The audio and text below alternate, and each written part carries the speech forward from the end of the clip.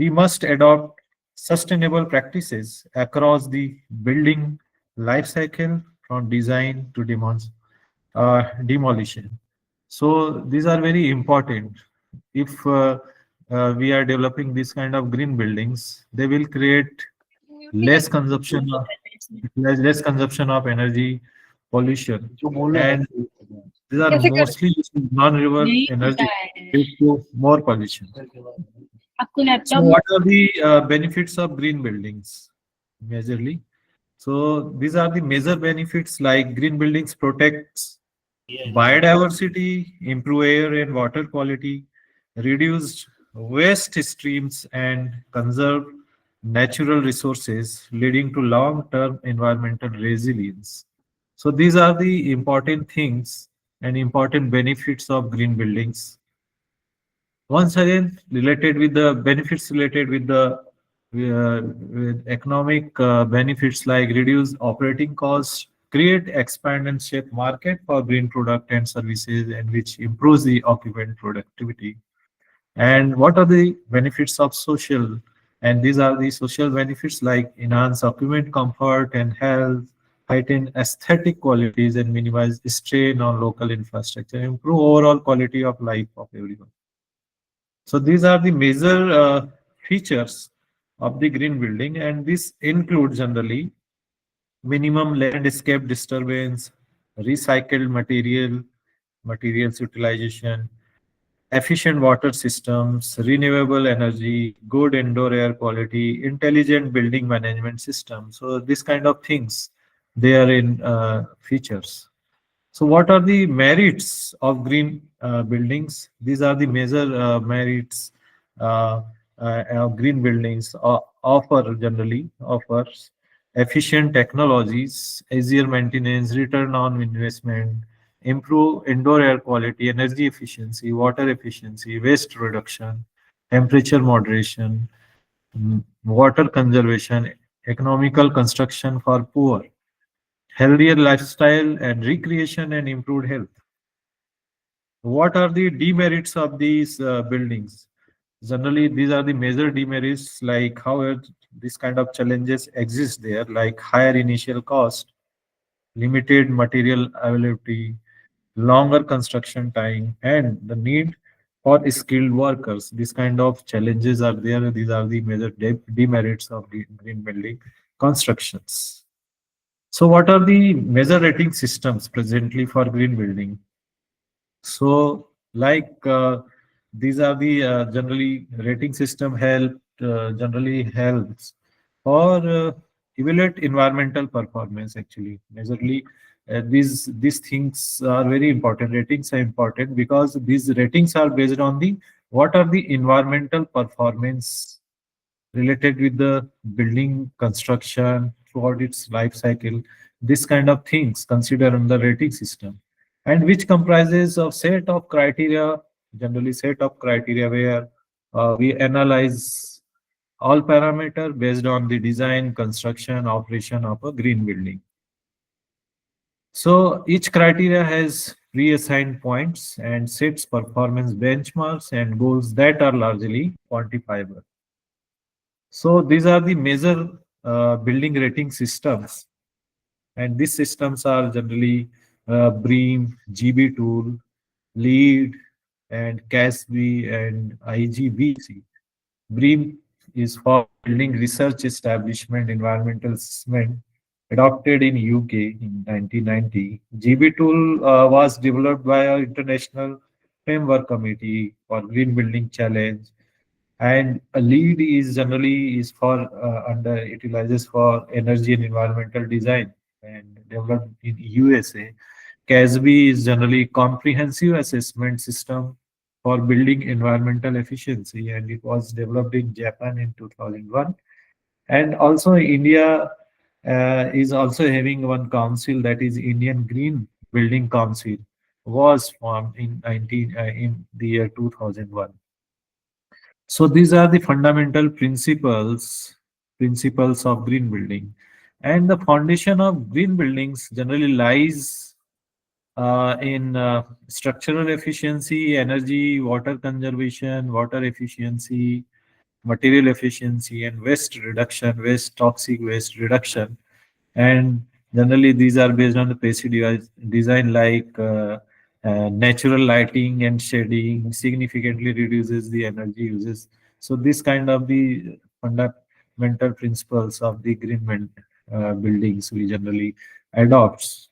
So these are this you can understand well here that regarding structural design efficiency, it is a concept of sustainable building and has largest impact on cost and performance, and it aims to minimize the environmental impact associated with all life cycles. Life cycle means generally we in present scenario all businesses generally utilizes a life cycle assessment system for all these kind of things for consideration. Energy efficiency, the layout of the construction can be strategized so that natural light pours or additional warmth, and also shading the roof with trees offer an eco-friendly alternative to air conditioning. Water efficiency, material efficiency, waste and toxic reduction, this kind of things already we discussed in past slides. So these all things we should consider. So what are the green building materials generally? If you are developing your own house or you are in a business, so we should consider some important green building materials to address these environmental impact like wool brick, sustainable concrete, paper insulation, eco-friendly flooring, wall fishes, triple glazed windows, cabinetry tile, typical layout of green building. This kind of things I will show uh, in further slides. So here, related with the wool brick, this kind of bricks obtained by the additional wool and natural polymers found in seaweed to the clay of the brick, and 37% they are having more strength than burnt brick based on the clay or based on the soil, and resistant for it. These are the resistant for cold and wet climate. For sustainable concrete, we can use crushed glass, wood, chip, or slag, a byproduct of steel manufacturing. And also, it reduces the emission of the carbon dioxide. Paper insulation is very important. It is made from recycled newspaper, cardboard, then filled with chemical foam. And these are the insect resistant fire retardants. And these are the eco-friendly uh, option of the steel bars. You can utilize some technology, innovative technology have come up right now, and under that these uh, steel bars are replaced by the bamboo. So this kind of things, eco-friendly things, we can adopt. For flooring, rapidly and renewable bamboo-based flooring we can utilize, and sustainable carpets we can utilize for flooring. This kind of waste-based flooring we can also use for development of this kind of buildings. So these are the all principle, 10 principle like compliance with the laws, tenure and users rights, indigenous people rights, community relations, benefits from the forest, environmental impact, management plan, monitoring and assessment, maintenance of high conservation value, and plantation, these kind of things are utilized for the flooring person.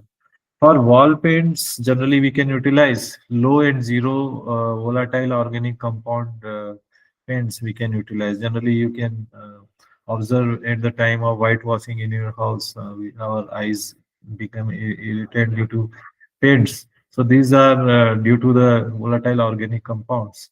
So we can also reduce this VOC, zero VOCs, and this kind of paint we can use, and also natural plaster like clay-based plasters we can utilize. These are the some natural paints like lime paint, clay paint. This kind of paints we can utilize. Also, triple glass windows are utilized that generally stop heat to enter the building from direct sunlight. This kind of window glass we can utilize.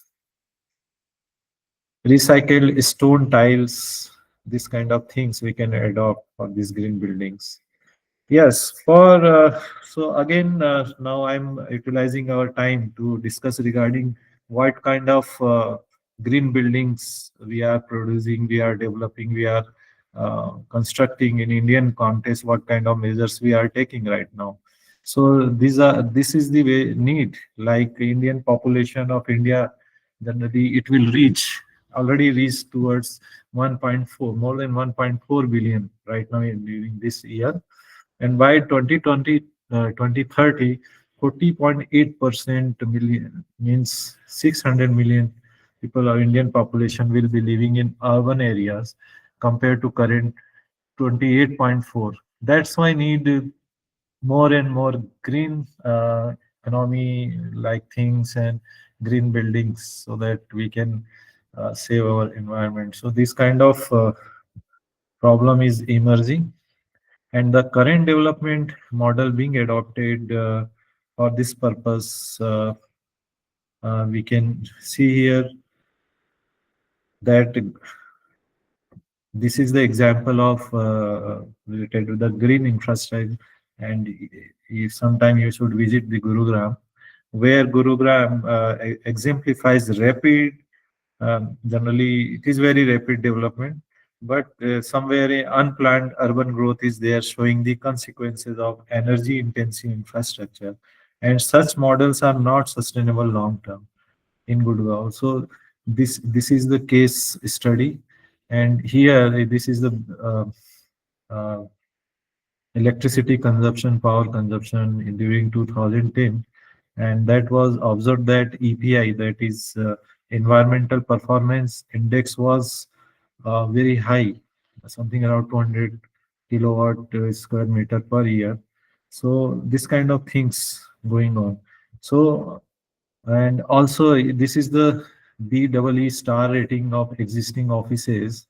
This is data of the 2009, and at that time, air conditioning buildings, the lowest benchmark is 200 kilowatt square meter per annum. This is a one star rating. So this kind of things going on at the time, and Indian Bureau of Energy Efficiency introduced at the time star ratings for building based on their energy use, and this helps benchmark and improve energy performance. So at that time it was introduced, and that time you can see the land area of the India, and this is the land area of the USA, and this is the population of India, and this is the land area of the population of the USA. So you can see here we have always been sustainable in our construction since the beginning of time, and this point we have to discuss, because at that time this kind of houses in our traditional architecture we have we already know that there is mud houses, courtyards, natural ventilation has always been climate friendly, and we must relearn these sustainable methods so that we do not need to install air conditioning in all rooms and other things. So this kind of sustainable buildings concept we should adopt, and with the help of that, we can give a clear message that traditional wisdom combined uh, with modern technology, and also it can create truly a sustainable habitat. This kind of things we can consider. So learn from the past, and this is line and create the future. So our Indian government and Indian ecologists and environmentalists, everyone sit and together, and this concept was developed, and this kind of things emerged in India. That is green rating for integrated habitat assessment. This is GRIHA. So GRIA is the India's national green building rating system that evaluate almost 34 criteria.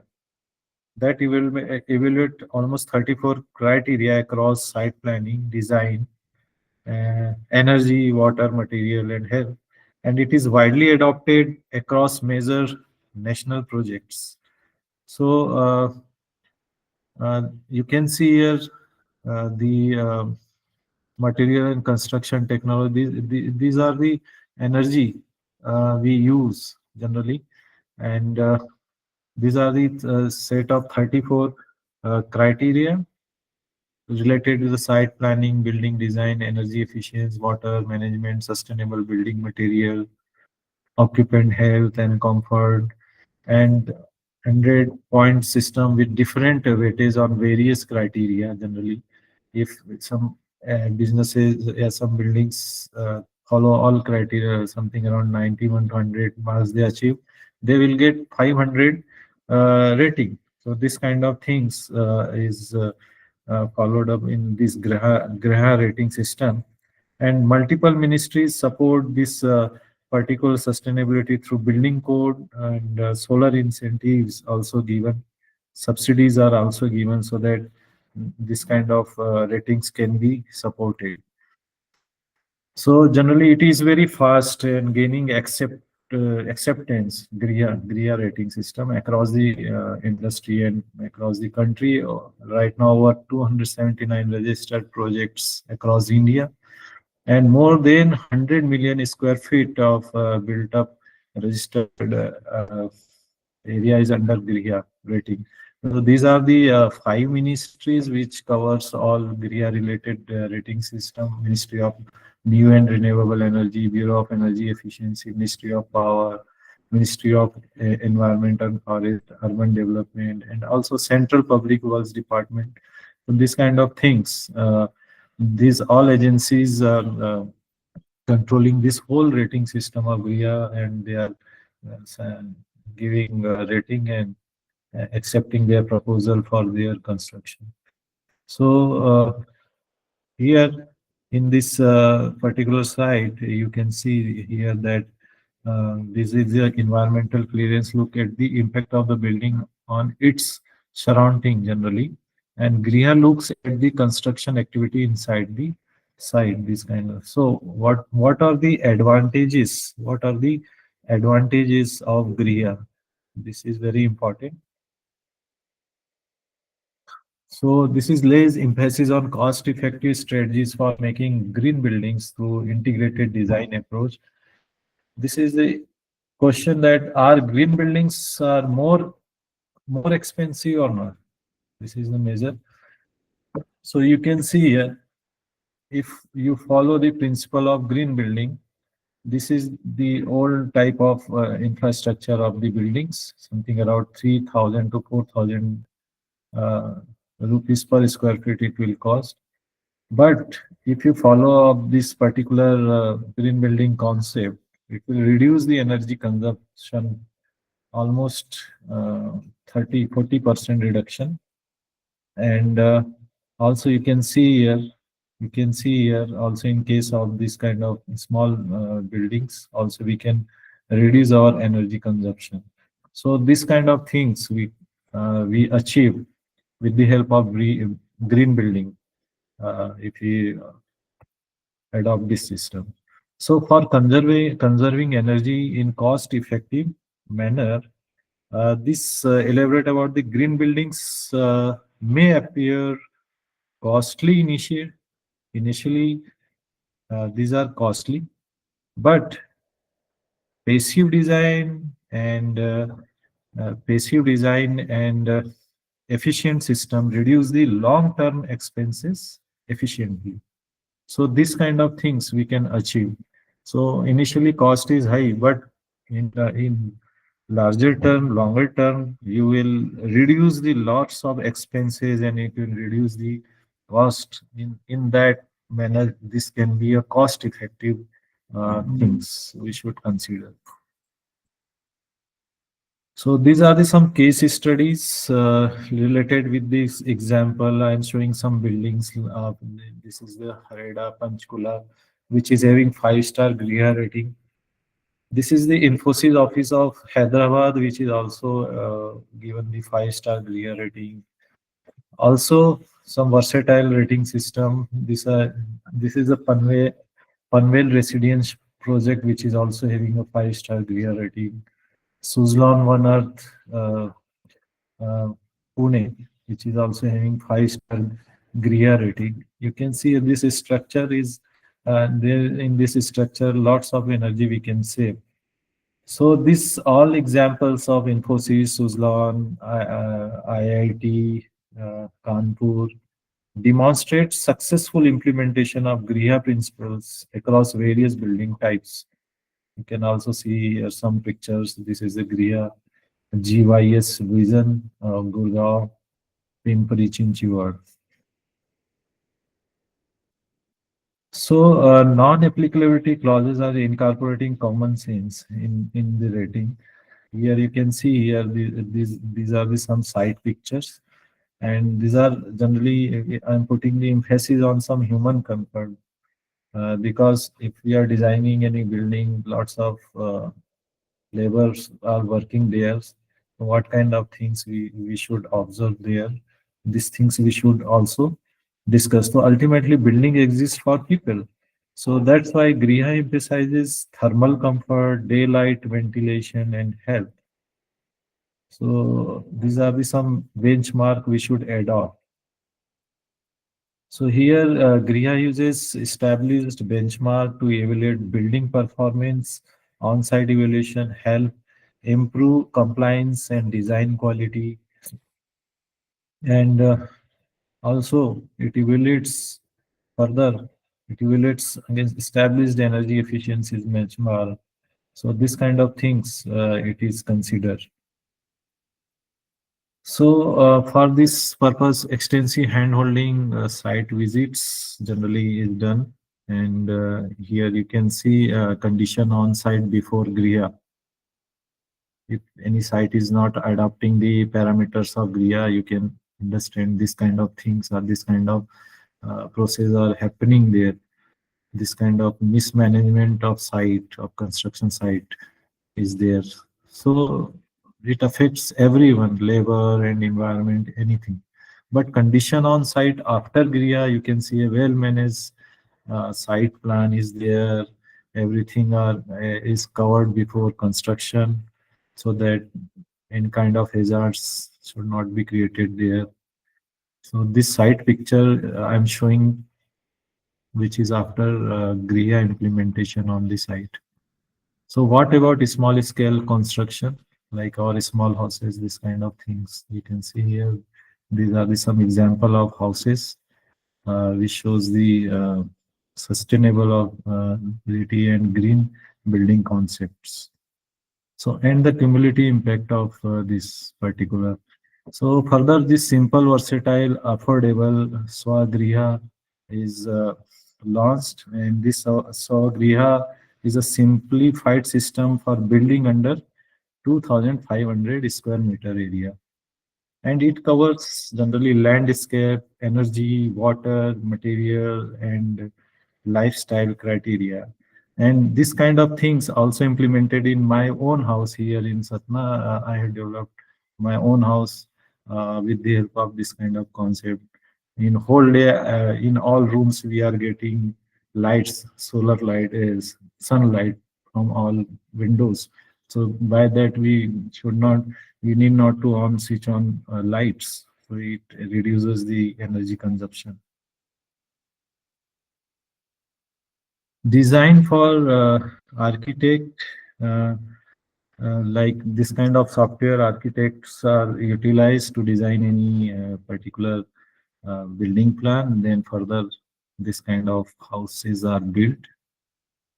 Also, Griha LD, like it was launched in 2013, and its impact is there.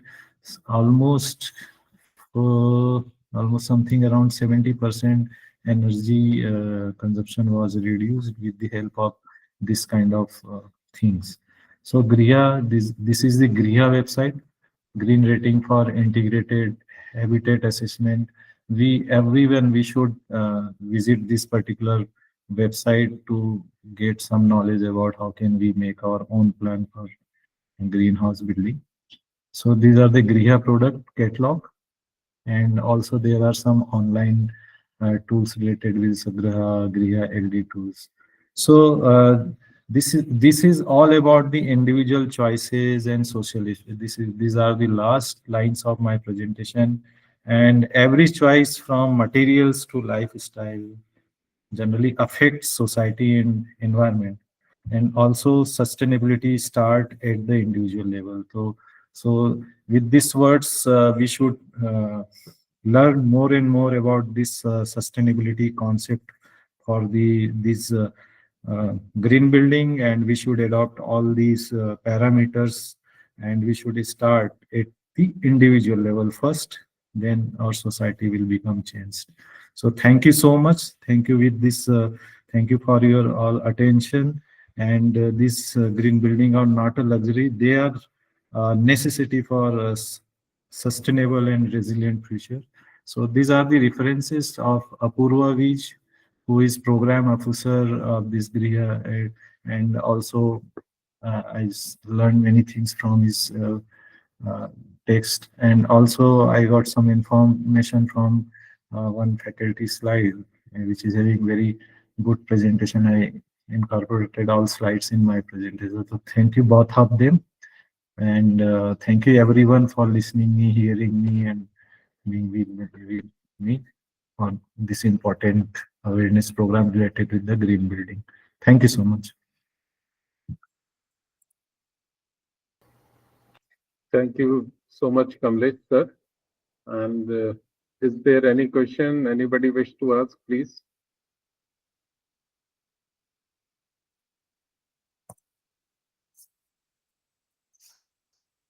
Actually, this topic is very new.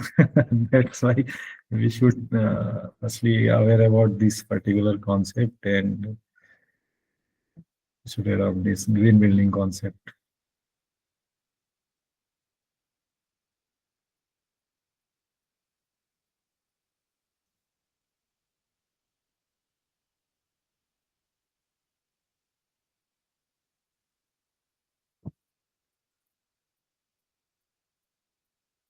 I think there is no question.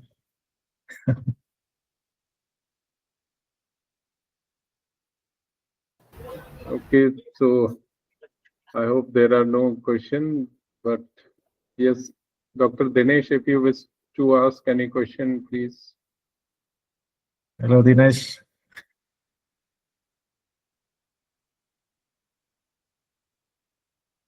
Hello, Dr. Dinesh. Your mic is, please unmute. Unmute yourself. Hello, sir. Hello. Good Hmm. afternoon, sir. Good afternoon. How are you, sir? Fine, fine, Dinesh. I आज think sir you मैं are आपका also, आज I sir think मैं you are आपका also living in green building, eh? Thank you sir, thank you. Yes. पूछिए पूछिए। Sir actually में ना आज मैं आपका लेक्चर एंड में ही सुन पाया, क्योंकि थोड़ी कनेक्टिविटी की प्रॉब्लम आ गई थी, उसकी वजह से। फर्स्ट लेक्चर था वो आपका बहुत ही अच्छा था sir, super. Thank you.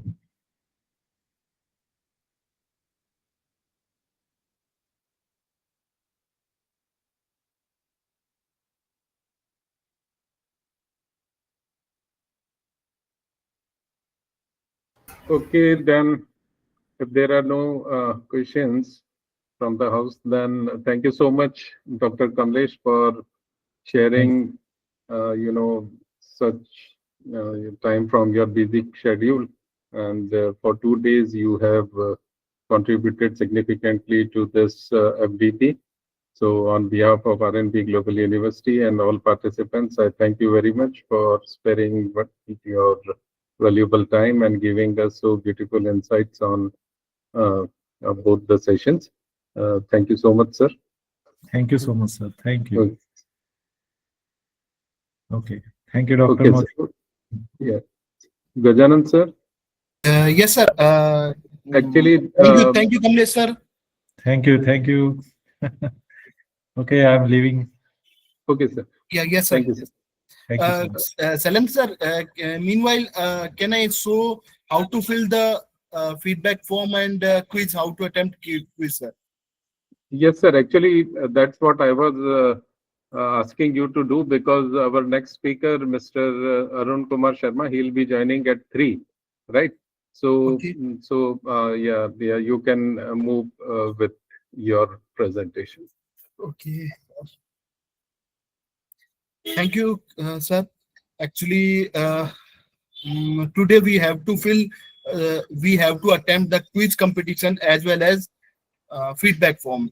All the participants have to, it is compulsory to attempt the quiz and as well as feedback form. There is a one option is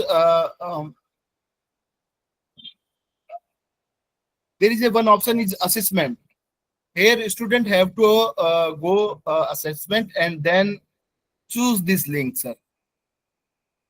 Okay, then they have to click the this link. Then I have read all the condition.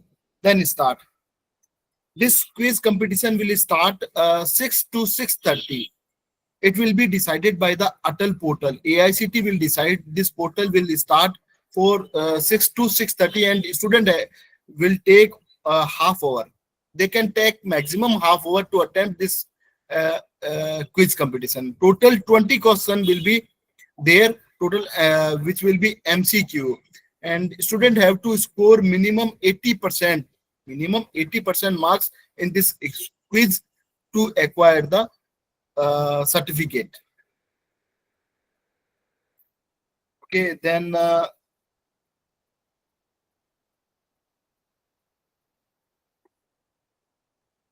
after this quiz competition, student have also submit the feedback form. Okay, I'm just showing where is feedback form. There is a one column is feedback. Then just find out the blue and green economy 10 to 15 November. Then student have to fill this all the compulsory column for acquire the certificate. When you fill the this feedback form and appear in the quiz exam within 24 hours, within 24 you will get the certificate. You will find the certificate at here, and the student can directly this certificate. There is currently there is no column of certificate because after filling the feedback form and appear in the quiz examination and clear the 80% attendance, then there will be a column which contain the certificate. I am showing that I appeared in 3 certificate in Atal. You can directly download this certificate at your PC or your computer.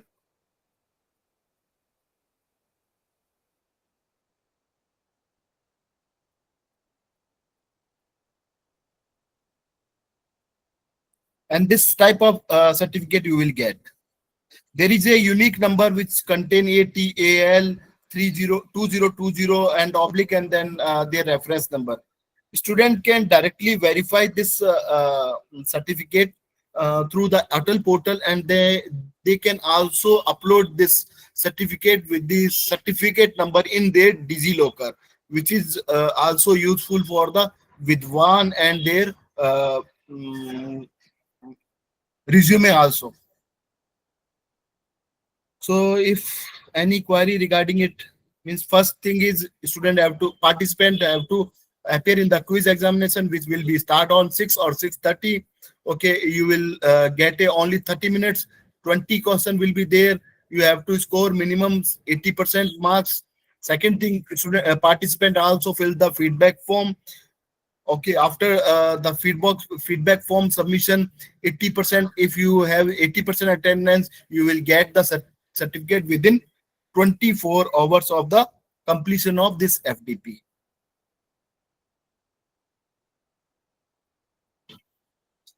Any query regarding it? Participants, if any query, anything, if you want to know, please ask me.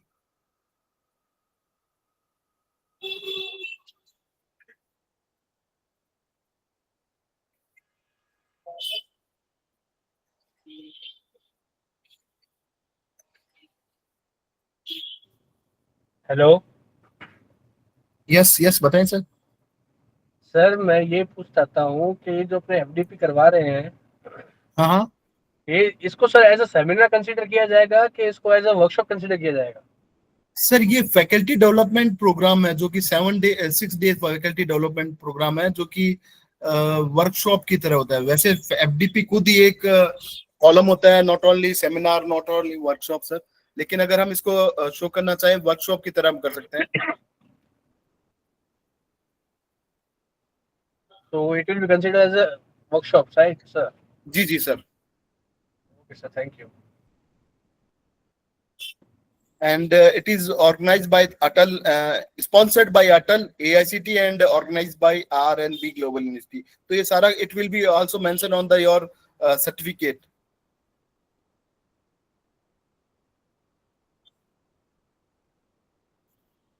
Okay, one.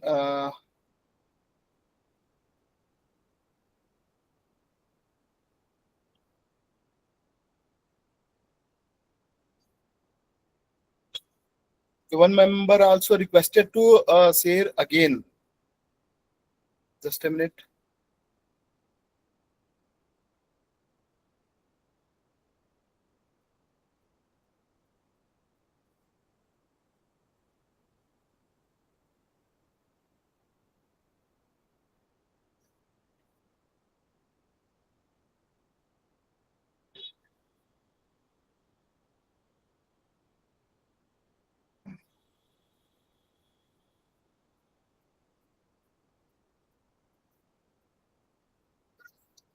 Okay, मैं आपके साथ वापस share कर देता हूँ।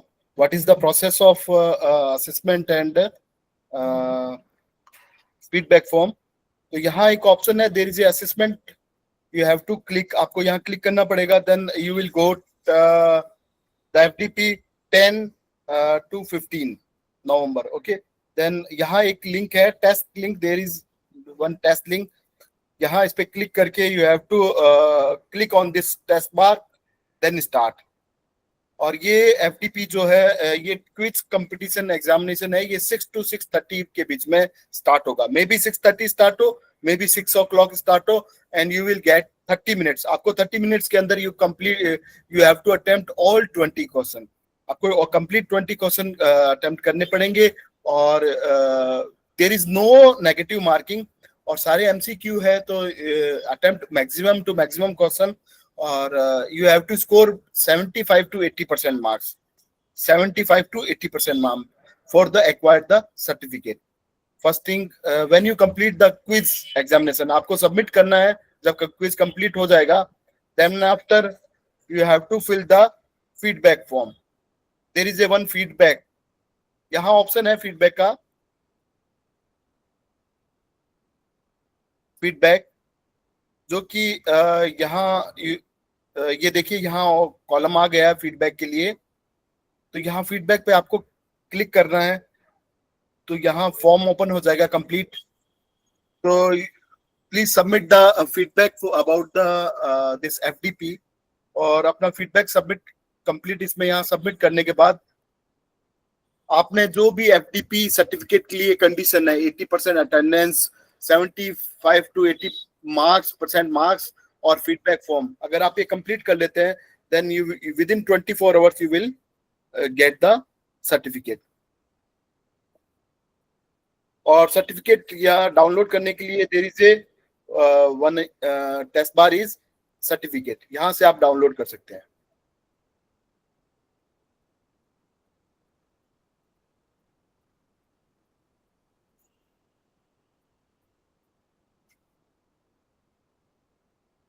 Anything?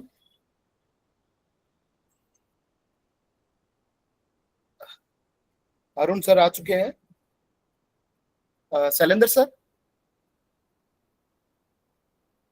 Yes, sir. Yes, sir. Mr. Arun has arrived, and so shall we start with our next session? Yes sir. Okay, so now we will be starting our next session, and this session will be taken by Mr. Arun Kumar Sharma on CSR and environmental social governance standards, that is ESG standards. And I think now our speaker doesn't need the introduction because we have shared his elaborate introduction yesterday. So without wasting much of time, I would like to invite Mr. Arun Kumar Sharma to share his presentation. Over to you, Arun ji.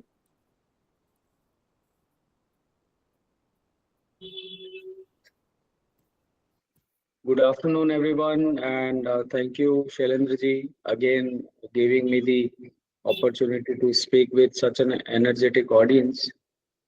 I hope if you want to ask any question from the last session yesterday's, we can spare 5 minutes on that, or if not, this new session we can start. So, if anybody has question from the last session, you can ask.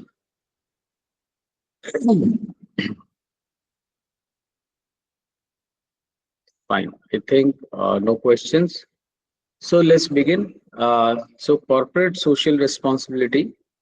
Again, it's a very interesting and emerging field, and there is a good outlook, a bad outlook as well regarding this particular framework.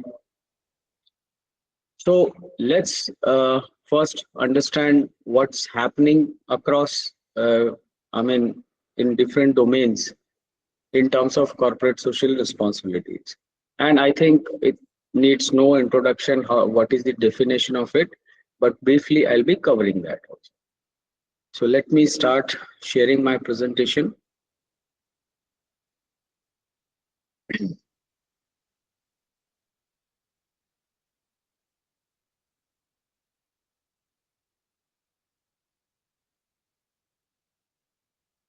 Okay, now my screen is visible to everyone, I suppose.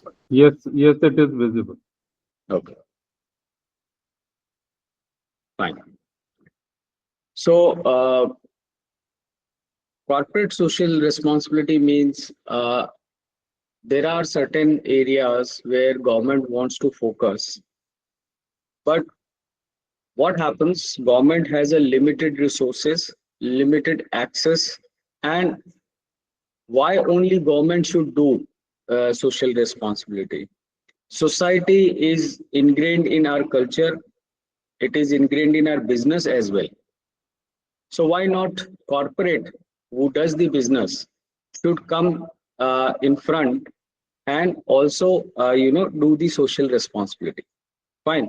So corporate social responsibility means the projects and areas where corporate is sharing some profit, part of the profit for the social causes. Fine. So this is in very simple words, we can say corporate social responsibility. So, so what's according to United Nations Industrial Development Organization, what is the definition of CSR? Like it is a management concept. Fine. So we have heard of many management concepts. So this is one of them where companies integrate social and environmental concerns in their business operations and interactions. So business is not always business, right? If you look at from that point of view only, now today people are very aware of and they choose the products, they choose the companies to buy on various factors which are other than product, place, price, and promotion. Fine. So they want to know whether the company is, doing some good for the people also. So now the business operations doesn't mean only businesses, but it should also have integration with social and environmental concerns. So United Nations UNIDO, Industrial Development Organization, defines it in this way. Now, CSR is generally understood as being the way through which a company achieves balance of economic, environmental, and social imperatives. Fine. So triple bottom line approach. See, normally we see business as only one approach, that is sales of the product or services, right? But now business has to think in triple bottom line approach. So not only the revenues, not only the income, but they should also address the issues of economic, environmental, and social concerns.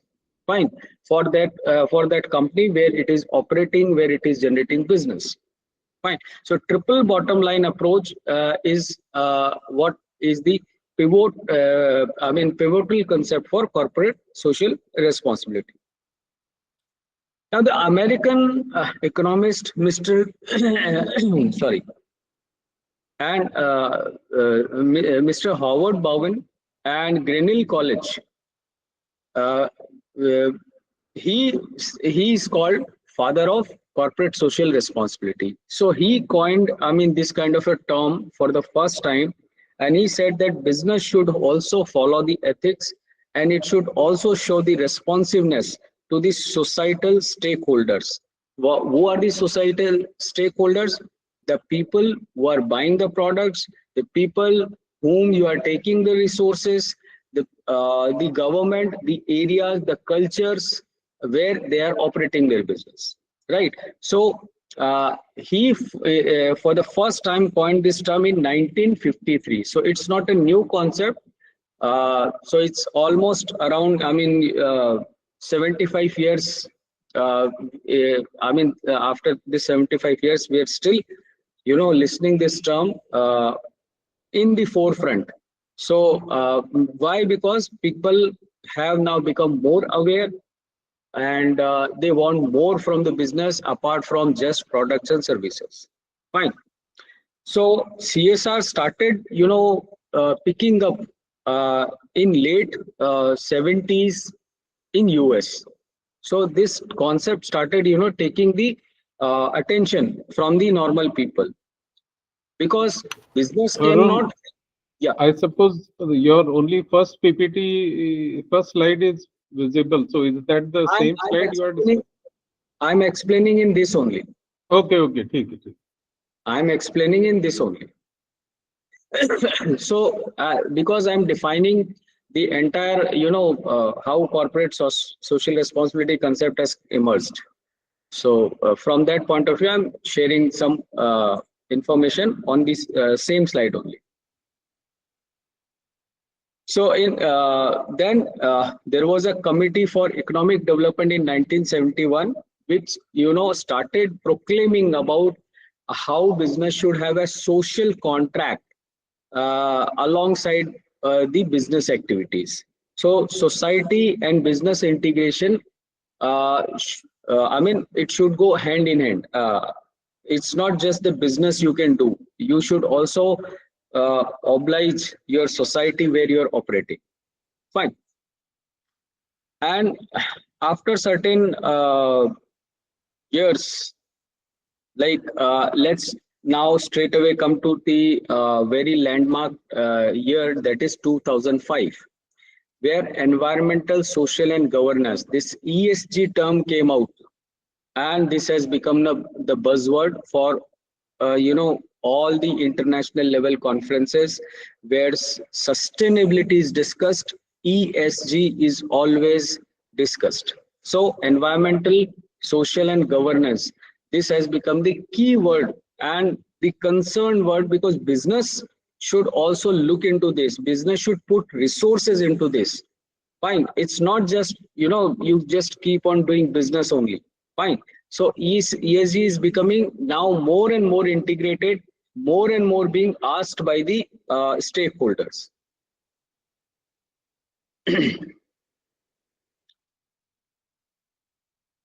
Now, I again from 2005, let's come to 2020, where the Davos manifesto was, agreed upon by the business community, international, entities and countries together. They came out with a manifesto in 2020 for which we are actually now, seeing a lot of things being, targeted for ESG kind of projects. Fine. So Davos Manifesto, if you want to really understand how, what is the current, framework of CSR, you must read Davos Manifesto 2020. So this is open source. This is available. So you can download that and you can study that to understand how everywhere CSR is playing across the globe in different countries.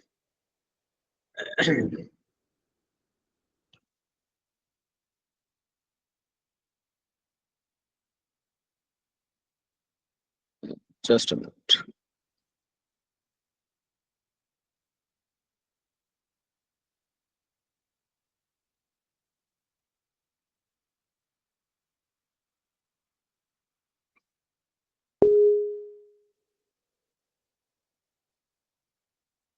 Fine. So what is the exact definition? Now we'll be having this.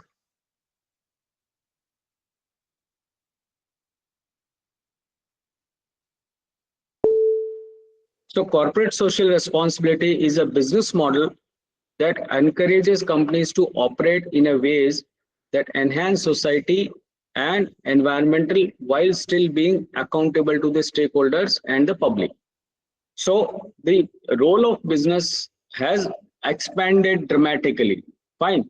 Even if somebody is not your customer, but he is affected by your business operations, he is your customer indirectly because he might be giving you some resources. So you must take care of that while planning your business operations. You must account that person also and give them the benefits, tangible or intangible, in such a manner that he has a favorable response for the company and its business operations. So it is now integrated part of the strategy, basically. Sorry.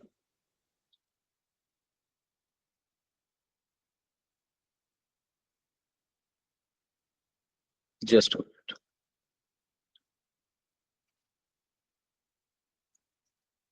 So after that, types of CSR. How many types of CSR we have in general? So there are, variety of CSR can be planned, but broadly we can categorize into these categories, which I am going to show you right now. So like first is a company can pursue environmental stewardship. So there are certain CSR initiative by the companies which take care of the environmental concerns. They are doing some environmental upgradation projects. So I have also given you here on the slide some examples of the CSR initiatives. So in the domain of environmental CSR, Nestle is doing a cares cleanup. So what is this cares cleanup basically? So here they are basically doing, just a minute, कुछ technical glitch हो रहा है.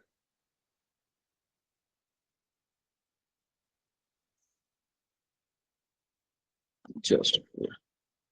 So Nestle demonstrated its commitment for environmental concerns. तो उन्होंने क्या किया? They created a large scale volunteer network. They curated that, and then they went for a cleanup drive. Now what they started, they picked up some beaches in particular locations. So there were a lot of debris, lot of wastes spread across these beaches. So they started doing a cleaning drive. So this is an example of environmental CSR. Fine. Then ethical CSR. So ethical CSR is what? It's basically that promote some fair practices and ethical practices according to the culture and creed of a particular area. Fine. So they promote those values, ethical values, and do different variety of activities to endorse those things. So there is one more example, Glovo Cares Volunteer Week. So here what they do, they actually have a global volunteer program, and around so everyone observes access to essential goods through their global volunteer week. Employee came together across 7 countries and 9 cities to support local food banks. So what they did, they started, creating local, helping the local food banks to which are providing foods, daily foods for, people who are below poverty line or on the marginal lines. So their employees started, participating with those food banks. They collected the food, they managed the services, they increased the food volume for those particular food banks. And this is how, this ethical CSR example, where you are actually providing some, help to the community through foods or whatsoever. Fine. Third is philanthropic CSR. So philanthropic CSR means you donate in variety of causes. So there is no definite purpose, but you donate wherever you feel that society will be benefited, or people at large will be benefited, or a particular community will get help. Fine. So in philanthropic CSR, so they donate profits to the charities. Fine. So there is one example, that is NetWest Giving Tuesday campaign. So they selected a weekday, that is Tuesday, jispe they have started promoting, flair of giving to the people. Now what is this? On the Giving Tuesday, NetWest Group employees were invited to give their time and money to good causes. So what they did, they asked their employees to go to the people, give them some good help, or give some in terms of money, or in terms of food, or just giving some care or some education. So on a particular day, that is Tuesday. Fine. So that's how they are giving money for them. The company is giving money for promoting these kind of campaigns in their community.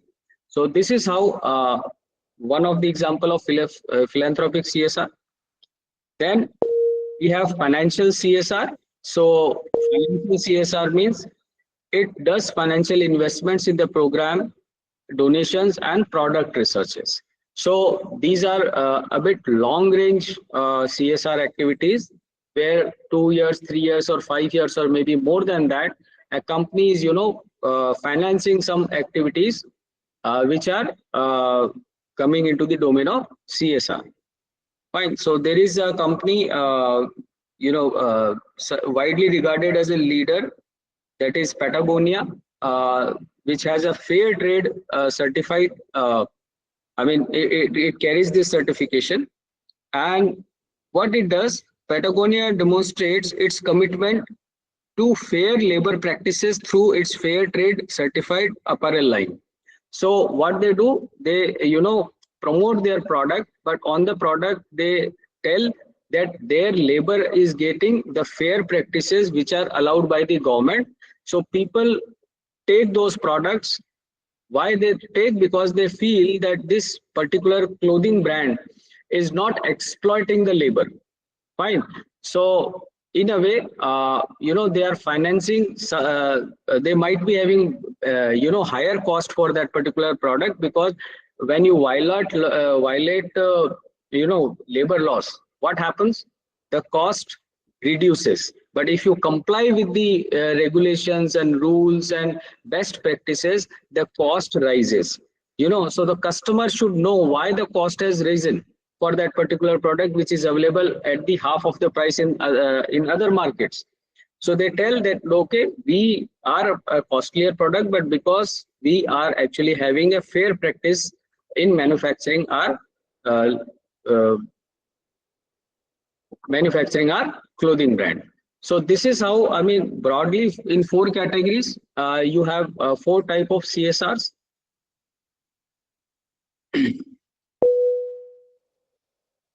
Now, what are the sorry benefits of CSR? So if we look at these 12 benefits, though we can just read them, but each benefit is having very deep impact on the society, the people who are where the business operations are being run. Fine. So let's begin with first, that is stronger brand reputation.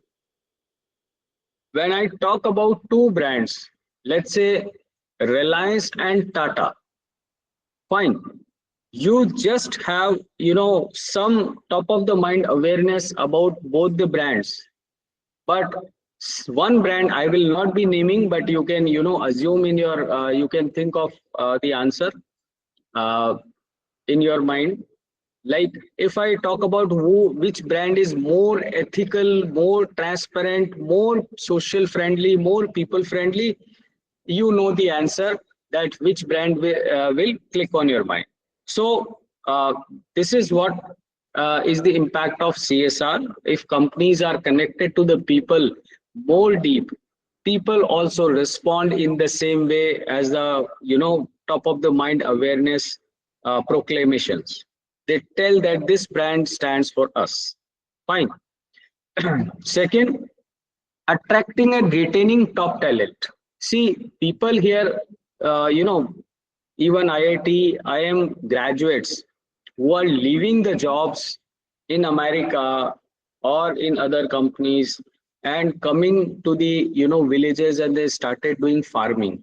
Why? Because somehow, some way they feel that there is a lot of work stress. They are not feeling at all a human life, because there is no human element touch in their work. Fine. So when companies do CSR activities, humans love humans. So they, focus, they get, some different way of doing, job in that same company if the company is doing CSR. So it attracts a good talent, and today's generation Z is very much concerned about what company is doing on the forefront of ESGs, that is environmental social responsibilities. Fine. And governance, how they are operating in society, how they are benefiting the economic development of the countries where it is operating. Fine. So people are asking, even the candidates are asking from the companies what they are doing to the society, and if that does, this attracts the top talent, taking the seats very comfortably. And the life, stress life is much, in the job there is a stress, but stress becomes lower and lower when you have these kind of activities where apart from your 9 to 9 job, you are doing some extra benefit to the society. It feels really good inside. The third is the better investor appeal. Now, not only people, but the governance, the regulators like SEBI or international regulators like World Trade Organizations and others, they are also looking for the business who are really seriously, contributing to the society. And they are putting extra efforts and funds to finance those projects, finance those businesses who are having CSR as a integrated with a business model. Fine. So you have a lot of money coming in from the philanthropist, from the regulators, from the funding organizations, and investors are really honoring if such causes, if business is really taking care of those, and they are getting good amount of money to finance their business operations. Fourth is customer trust and loyalty.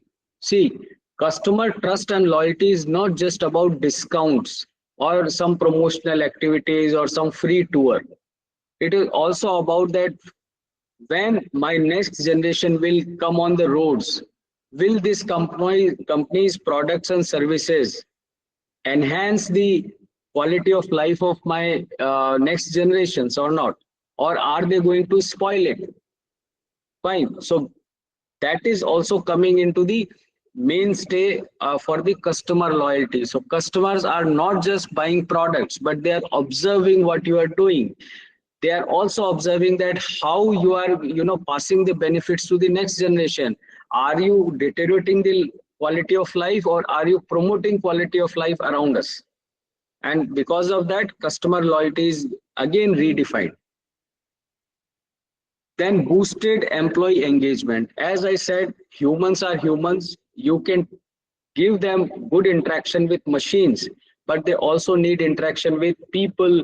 And when they do, good work, some charity work, they help.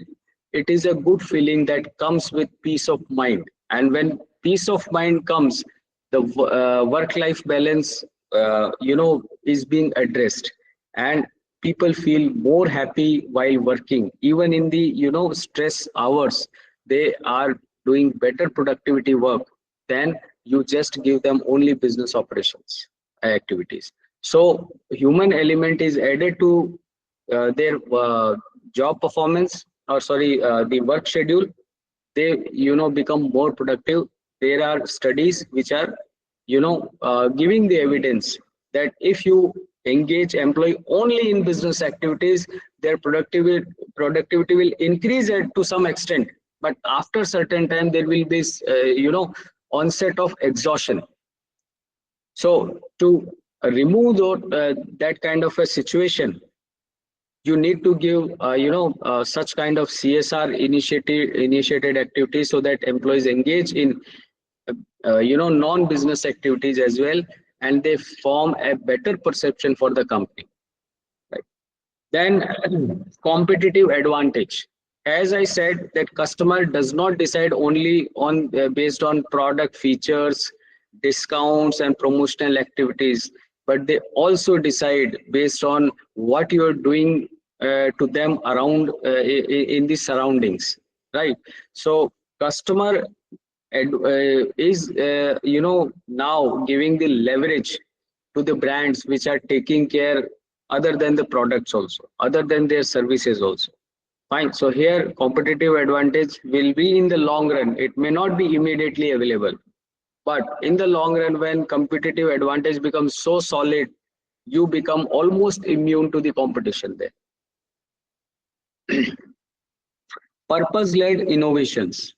So whenever you are, coming out with a product, when you add some societal touch to that, societal benefit or economic benefit or developmental benefit for the general public, it becomes an innovation which is purpose driven, not just for the sake of business.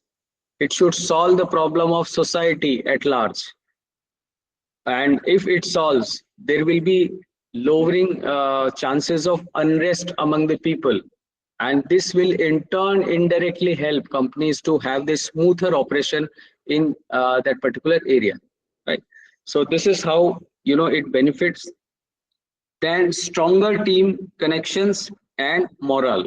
So when people talk to them, they share their good works, they share their experiences with these charities, they build better connections with each other, they make better teams, and the productivity from those teams will be much higher, much better than the teams which only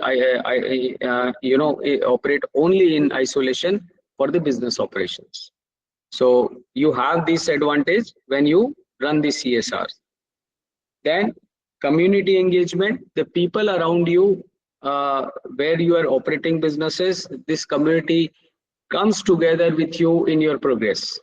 When they come together with you in the progress, then definitely you have a better advantage than any competitor who is not doing all these things. Then resilience and risk management. Of course, if you talk about all these benefits, somehow your risk mitigation is happening indirectly. People surrounding you are happy, so they are not going for the unrest kind of a thing. They are not, involved in activities which are anti to the business operations. Fine. They engage with the media in positive way. They spread positive word of mouth. They, virally, spread the positive feedback for the company, and that in turn gives better customer loyalty and more number of customers. So that's the how you can mitigate the risk, because you are getting support not within only not from only inside the company, but you are gaining support from across the other stakeholders as well. Then regulatory readiness. Now the regulators are pushing very hard companies to comply with CSR frameworks. Previously it was not so, but now the international pressures, international regulators, funding agencies, and in turn governments of each country is now forcing the companies to come into CSR, contribute through CSR, right? So regulator will always have a favorable outlook for the businesses who are doing substantial activities in CSR. And last is that tangible impact you can measure. So when you do the CSR activities, you can measure those activities and you can find out what has been the impact. Fine. And that impact you can incorporate in fine tuning your business models. Fine. So these are the 12 benefits. This is the part 1. And now the benefits of CSR. Part 2. So according to the study published in the Journal of Consumer Psychology, consumers are more likely to favor those companies' products which are benefiting the companies through CSR. Fine. So this is where, like, let's say you have a product which is, let's say, any normal product, but if you add something, some CSR element to that, there is a certain chunk of customer which is quite sizable. It's not small.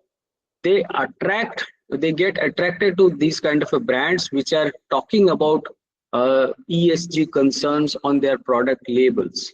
Fine. And they favor even if the pricing is a little bit higher or premium. As company engage in CSR, it is more likely to receive favorable brand recognition. Now it is the time of social media, digital media. The negative news is spread at the lightning speed. So you have a very less opportunity to create favorable image in the customers. So when you do CSR activities, you engage with those activities. The digital media spread those positive vibes across your customer segments, across your stakeholders, and that gives you a favorable brand recognition. Workers are more likely to stick with the company because you are now giving human element with the workplace. They are not just engaged with day-to-day job which is repetitive. So they get a break, they get a peace of mind by doing some CSR activities. By your promotion, by company's promotion, they are coming into the field, doing some helping some poor people or economically backward people, and by this they are getting better motivation, internal motivation. Not the external motivation always works, right? Sometimes inside how much you feel, that internal motivation works better to enhance the productivity. Now benefits of CSR. Part 3. CSR strategies may improve how investors view the company value. So indirectly, when you, we've discussed about the 12 benefits. So investors might become hostile when your business operations are not doing well. But along the side of CSR strategies, if you are doing, they still calm down and they build in some inbuilt patience for that particular business, and they give more time and space. That is, the new way of, you know, deferring the, investors exit from your business operation funds. So that's one thing which you can think of as a very nice CSR benefit. Now, the Boston Consulting Group found that companies considered leaders in environmental ECG matters had an 11% valuation premium over their competitors. So the companies which are, doing CSR, they are getting 11% more valuation than their peers in the same business. So that's again 11%. It's kind of a fixed deposit investment where you are getting 11% returns, right? Nobody gives that, and you are getting here just by doing CSR activity. CSR activities also help in, mitigating the risks by, avoiding the unethical practices, by reducing the, disregard to the natural resources, engaging the employee in positive way. So there are multiple things, and because of that, you actually avoid lawsuits and litigations. Like some of company employees, in the anger, when they leave the company, they file these suits, file the litigations against the company. But if they are already engaged with the company in CSR activities, they think in different way. Probably when they exit, there is a friendly exit. So you reduce the number of litigation and lawsuits because of CSR. And if there are lawsuits and litigations, you can understand how much fees has to be given to the lawyers to fight those cases. So, instead of involving into these activities, if you pass on the same money for CSR, you get better things, much better than just operating the business. Now I'm giving you some examples of CSR. The first, you can see, you can recognize this logo, that is Starbucks. So in 2024, there is, Global Impact Report, Starbucks highlighted taking care of its workforce and the planet among its CSR priorities. So a coffee selling brand, or I would say coffee taking experience brand. So this Starbucks is not just selling coffees, it is selling entire experience when you sip the coffee there. So they included that how they can contribute to the society. So what they did, they prioritize through stock grants and additional medical, family and educational benefits to their employees. And the company's goal include achieving 50% reduction in greenhouse gas emissions, water consumption and food waste by 2030 through its operations. Fine. So have you thought of any businesses, if you go 25 years back, any business who is taking care of gas emissions or water consumptions or food waste? No. It is the, today we are talking about, CSR with this FDP promoted by RNB and the government authorities. So we are now discussing such kind of examples, and these examples will, multiply.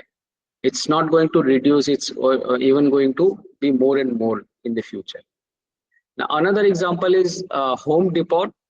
It is, this company invested 1 million hours per year in training to help frontline employees advance in their career and aim to produce or procure 100%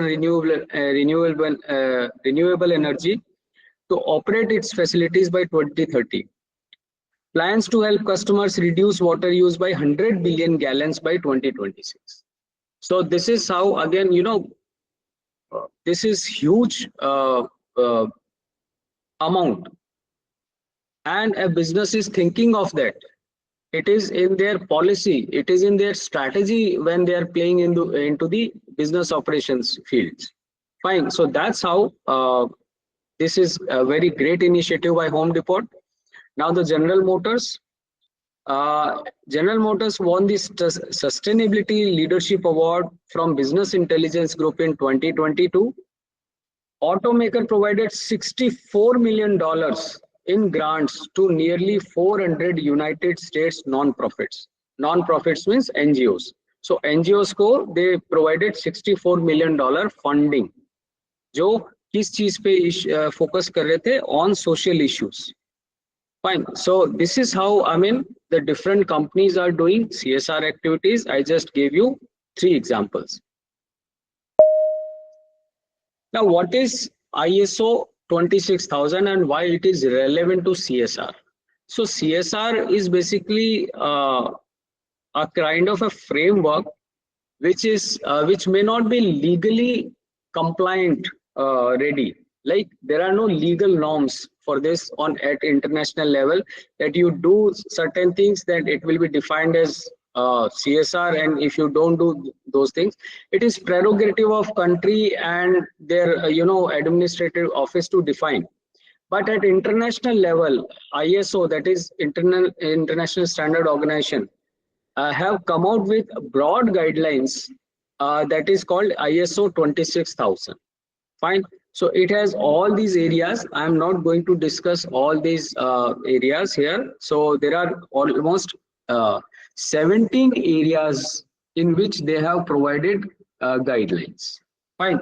So you can download this particular ISO 26000 PDF document, and you can study what are these 17 areas where they have defined CSR as a standards.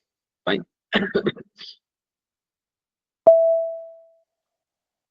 So in CSR there are 7 pillars on which they are defining the all 17 aspects. First is the accountability, that they should be accountable. It's not like that they have done some business activities and what are the negative impacts across the natural resources exploitation or the community where they are operating. So there should be an accountability, and if they are operating CSR activities, there should be a dedicated vertical which is taking care of all the activities happening under the CSR. Fine. And that should be done responsibly, not as a secondary business activity. Fine. So first is this.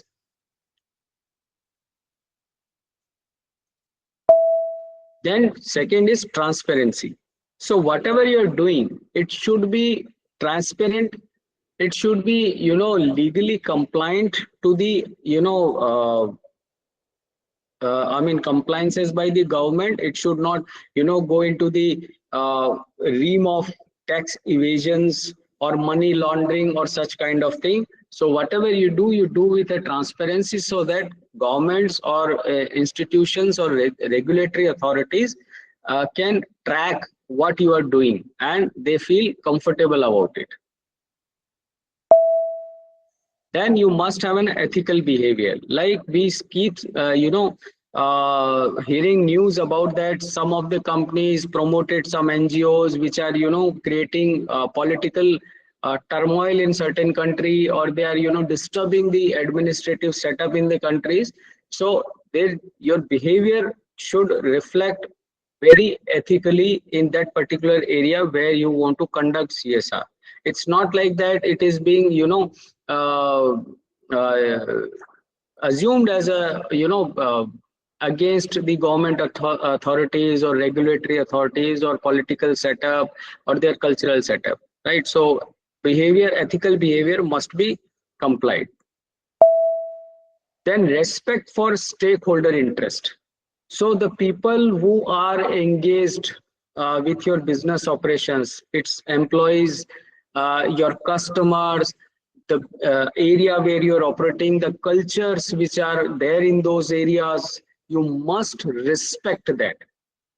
Fine. So because of, if you're not doing this, there will be problems, there will be riots, there can be resistance from the local people, and you need to you may need to move your business operations. So respect for stakeholder interest is must for conducting CSR. And respect for the rule of law. You should not do any activities, CSR activities, which are against the rule of law for that particular country where you are operating.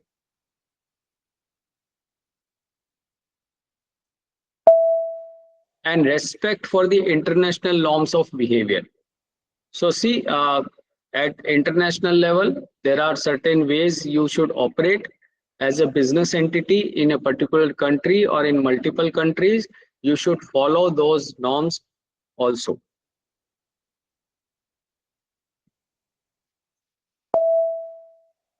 Respect for human rights.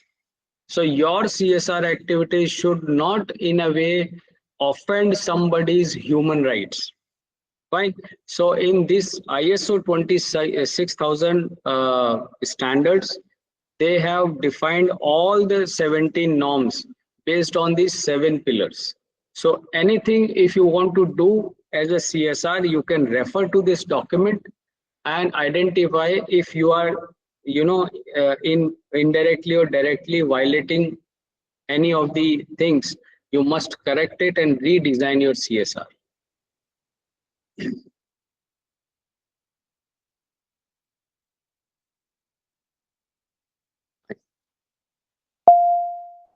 Now, what is the scenario of India and CSR? I mean, what's happening in India regarding the CSR? Now we will look at. So in 2013, in Companies Act, there was, a mandatory requirement was put in, that is to spend at least 2% of the average net profit from the past 3 years. The company should, invest average, at least 2% of the 3 years profits average.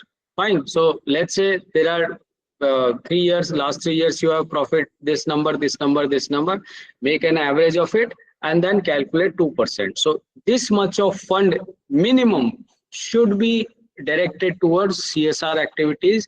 वो Companies Act 2013 में mandatorily उसको incorporate कर दिया गया है. So companies must meet specific financial thresholds. Net worth of rupees 500 crore or more. अगर जो companies eligible हैं CSR के लिए और they must do CSR, तो उनका net worth 500 crore या उससे ज्यादा होना चाहिए, या टर्नओवर 1000 करोड़ से ऊपर होना चाहिए, या नेट प्रॉफिट 5 करोड़ या उससे ज्यादा होना चाहिए. तो ये 3 कंडीशंस हैं. या तो नेटवर्थ 500 करोड़ हो, or their turnover should be more than 1000 crore, or net profit should be more than 5 crore. Fine. So these companies are eligible to conduct CSR mandatorily. India is the first country to legitimize CSR. So in the other parts of the world, there is no legal foundation for companies to do CSR, but in India, this has been, passed through parliament in the form of legislation. So that's why the companies which are eligible for, they are having these norms fulfilled, 500 crore net worth or what we discussed, they must do it, and because we have done it legally. Now, what are the areas like education, health, rural development they can do? In financial year 2023-24, CSR spending hit an estimated of 34,900 crores. So approximately 35,000 crore has been spent in FY 23-24 in terms of CSR spending. So that's a very huge amount, and that's very good initiative from our government. Now, top CSR spenders in India. So we see here certain names: Infosys Limited, HDFC Bank, Tata Consultancy Services, ICICI Bank, Reliance Industries, NTPC, Wipro, ITC, and these are other companies which are top CSR spenders in India. Now, SDFC Bank Parivartan offers startup grants to up to 50 lakh for social impact startups.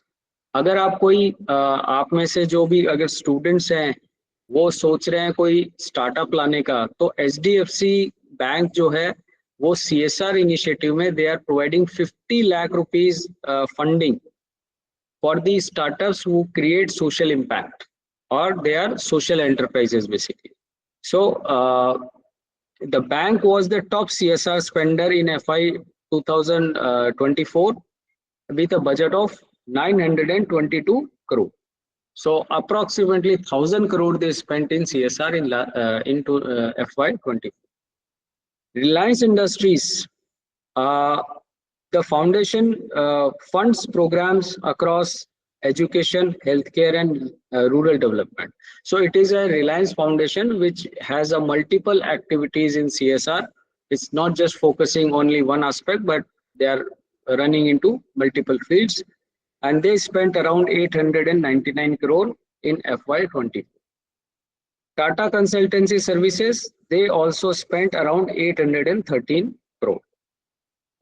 So in India is we can see the examples we have, but the we can have more and more such examples in coming days because of what benefits CSR gives to the brands apart from just donating something. That is huge and that is commendable. So CSR activities कौन सी India में allowed है? If you want to go into that, you must know which activities are allowed under CSR in India. So there are 12 approved categories. Only 12 approved categories in which you can operate your CSR activities, which include education, health, rural development, environmental sustainability, and women empowerment. Right. So now what are those 12 areas? Eradicating hunger, poverty, and malnutrition. So then promoting gender equality, empowering women, setting up homes and hostels for women, old age and orphans.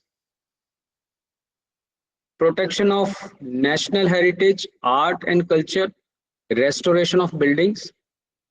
Then training to promote rural sports, national recognized sports, and Paralympic sports and Olympic sports. Contribution to the incubators or research and development projects in the field of science, technology, engineering, and medicine. Contribution to public funded universities. Let's say there are universities like Central University, Ajmer. That is a public funded university. If you want to contribute, that can be counted under CSR. Fine. Indian Institute of Technologies and government backed institutions. Then you have a rural development projects. Then you have promoting education, including special education and employment enhancing vocational skills. So this is also another category where CSR can be planned. Ensuring environmental sustainability, ecological balance, and protection of flora and fauna and animal welfare. Then measures for the benefit of armed forces veterans, war widows, and their dependents. So if you have a soft corner for the army people, armed forces, you can help them through CSR activities. That is one of the category you have. Contribution to the Prime Minister's National Relief Fund. So if you are not planning anything, your company is not able to plan a good area where you can have CSR, simply you can donate to the Prime Minister's Relief Fund. Then you can contribute to the disaster management, including relief, rehabilitation, and reconstruction activities. So in India, you see landslide, flooding, and a lot of destructive activities. So there you can contribute for the disaster management. So these are the 12 activities where CSR can be planned. Now, how to access CSR funds? Like companies are having CSR funds, but how to access that? If you have certain project, like if you are having an NGO or you have certain concept of project which gives a social impact. So how you can access those funds? This is a very interesting thing, and you must know about it if you are planning to raise funding from CSR. Fine. So you need to register with the Ministry of Corporate Affairs first. All entities like NGO, companies or trust. So they should, file their registration there, and it is web-based CSR form, form CSR1. It has to be submitted. And as of July 14/24, the process is fully digital. Now you can do it digitally. Before that, it was also done physically, but now fully digital. That means you don't need to go to any offices for registration of your CSR initiative for which you require funding or you want to give funding. Fine. Ensure compliances. Applicant must have valid certifications including 12A, 10, 23CA and ATG tax exemptions. So ATG tax exemption मैं आपको बता देता हूँ. So if you donate, somebody donates to your NGO, and if you have ATG tax exemptions from your local income tax authority, you can give the donor a receipt of their donation under the section ATG tax exemption. That donor can, take the tax rebate against that particular donation from his income for that particular financial year. Then conducting due diligence for large projects, particularly those over 1 crore. Companies now require third-party impact assessments and donors may request multi-year audits. Fine.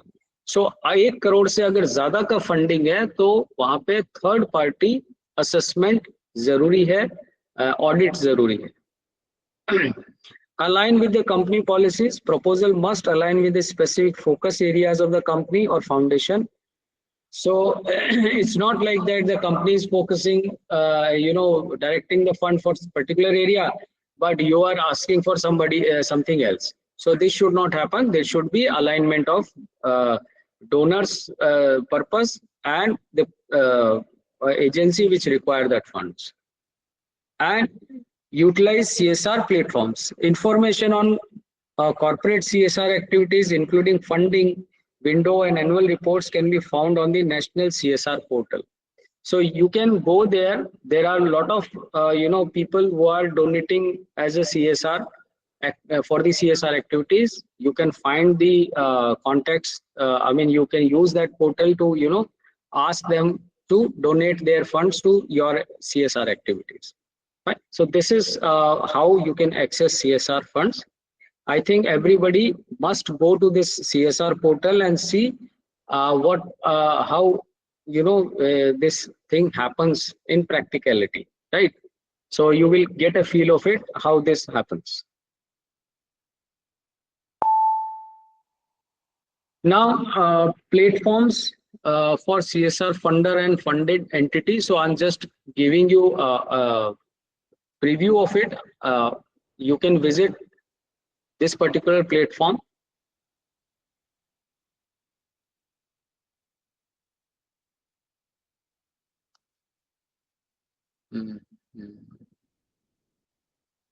Yeah.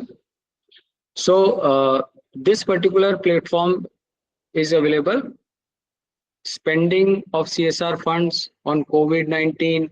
So what is CSR? What are the norms for COVID? If you want to contribute, क्या opportunities है वो भी यहाँ पे listed है CSR में. तो आप देखिए यहाँ पे development of experimental setup for modeling and parameter, यहाँ पे $3.7 billion का fund available है, and it is available in the state of Punjab. Then you have Assam Advanced Healthcare Innovation Institute. यहाँ पे USD 12.57 million का fund CSR को commit है. So you can find out, you know, lot of CSR funding agencies, people who are providing. Then you can also study this report and the vision doc. Sorry, it is a market research report. And what is the vision in 2030 in the form of CSR government is initiating. Fine. So you must visit this portal. So there are a lot of things like analytics, how the things are happening under CSR, and what are the opportunities. So there are opportunities of NIP project, then non-NIP project, then stressed assets, then CSR opportunities. So I mean, it's not, you cannot explain everything here, but you must visit this particular resource. Now, challenges of CSR in India. It's not everything smooth here in India, basically. So, what are the challenges? First is compliance over impact. क्योंकि compliance agencies के लिए भी ये compliance बड़ा नया है, companies के लिए भी नया है. So because of, you know, having the deficit of trust between the businesses and the regulatory authorities and compliance authorities, compliance becomes the main business of CSR activity than the impact they can create. So this is a challenge of CSR in India. So compliance is very complicated most of the time, and because of that, businesses struggle to create the impact. Insufficient strategic planning. See, CSR is specifically in India is not a part of a complete brand planning game, right? So it is never a strategy, part of a strategy. It is just, you know, in the compliance of that 2% rule that is embedded in Companies Act in 2013. Fine. So it is not still a part of strategic planning for the companies. So that is a big challenge where that's why the CSR is not that visible across, you know, when we see here and there in our daily life, CSR does not, is not visible in that sense. Poor execution. If we talk about why poor execution, I would attribute it to the human resource part. No management institute is actually having a dedicated course for CSR, and they are also not, you know, developing the professionals for CSR. They are developing professionals for businesses. That's fine, for marketing, finance, etc. But CSR, there is no dedicated syllabus, no dedicated, you know, focus of the institutes to provide the workforce. So that's why I think the poor, there is a poor execution. Then lack of transparency, and that is again, you know, increasing the compliances, and that's why the first concern we have compliances over impact. Then reporting challenges. There are multiple formats, multiple agencies, multiple stakeholders involved in CSR. So you have the, you know, reporting challenges. One report may go to 4 different people in 4 different formats and with 4 different updates they require. So if you know, multiply this 4 multiplied by 4 multiplied by 4, you get humongous number of combinations you need to, you know, do in reporting. Then wasteful spending. So most of the time when CSR funds are being executed, though it is not standardized that how to organize a particular activity, there is no previous experience available. So most of the time that money goes, you know, into the wasteful activities or in non-productive activities. Uneven geographic distribution. So in India, the access to anything is not symmetric. It is quite asymmetric. Even within areas, you will find a lot of asymmetries. And because of that distribution of CSR benefits, operations of CSRs get also that asymmetric element. Fine. And because of that, you know, the spread of the impact becomes quite complicated. Duplication of efforts, multiple times you need to do to comply for the things, then you get exhausted with the funds, resources, and energy. So that happens here. Neglect of rural areas. Most of the businesses wants to focus on the areas where they can reach quickly through train, bus, or air. But rural areas are still far away from these connecting facilities. So the impact of CSR should go deep down into the rural areas where it is more needed than the urban areas. So it is still being neglected, but it should change. Lack of community participation and awareness. So community participation is not there. People are not used to, contributing or, donating 1 hour or putting some effort without, that's their culture is not still there. So, and the awareness is also not available. So it will gain momentum, but right now this is a challenge. Need for local capacity building. Local level pe you don't get the trained, skilled staff which can handle CSR activities. That is what I was saying, that no institution is having dedicated syllabus or even subject for handling CSR, right? So that's a big domain which is emerging, but human resource crisis is of course there. Involvement of local government. So, when you want to involve local government, there are certain things which are unwarranted, unintentional, ununderstood from the point of view of local governments. Businesses don't understand that, or whatever business wants to make them understand, they actually don't comprehend about it. So again, that tie-up should be there so that you can maximize through the synergy between the local government and the business operations. But it's a challenge right now. Rather, I mean, instead of having synergy, sometimes it is reverse. Limited perspective. See how this impact can create social change in the long term. There is nothing on the platter. Fine, everything is about in number of days or a number of months. You carry out an activity, you conclude it, and you submit the papers and reports, and it's done. There is no continuous effort, consistent effort to build something substantial.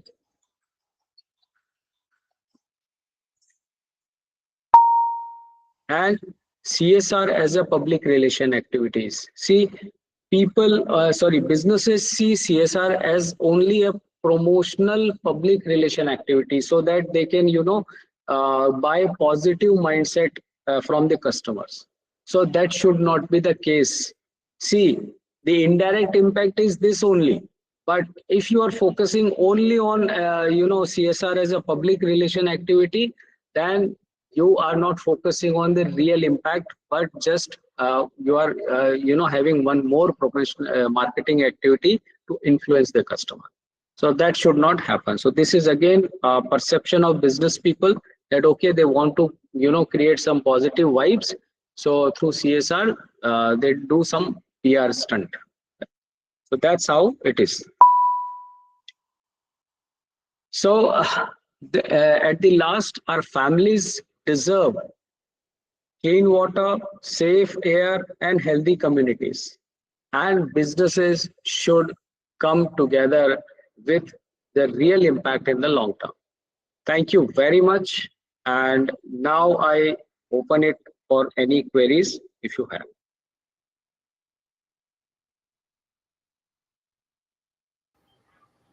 Thank you, Arun Sharma, for this wonderful presentation on CSR. And now the floor is open for any query, any question, anything any participant wish to ask, he or she can ask.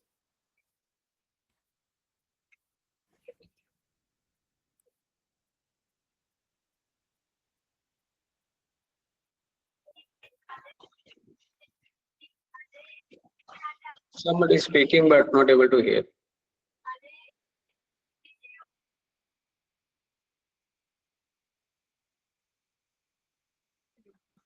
Not audible. Is there any question from anyone, please? I suppose everybody's mics are mute. I can see there is no question from. So Okay. shall we take it that there is no question from the house? Okay, Mr. Sharma, I suppose there is no question. So we can wind up this session. We request that you please share this presentation with the coordinator or co-coordinator's address, mail ID or WhatsApp, so that we Sure. can share it to the AICT. So thank you very much, sir. Thank you, Okay. everyone. Thank you, Yeah. sir, for your valuable time.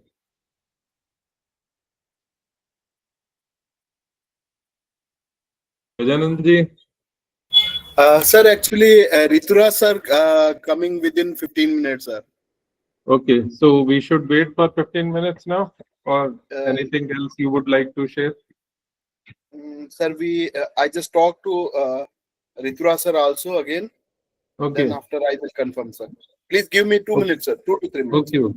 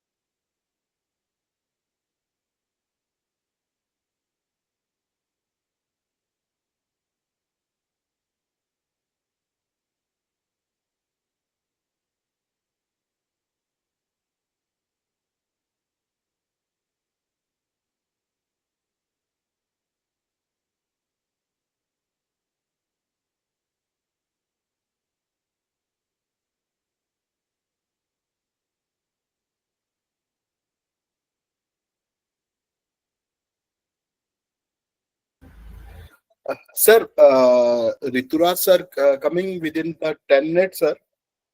Meanwhile, if any student have query regarding this FDP or fill the quiz or attempt the quiz or feedback form, they feel free to ask me, sir.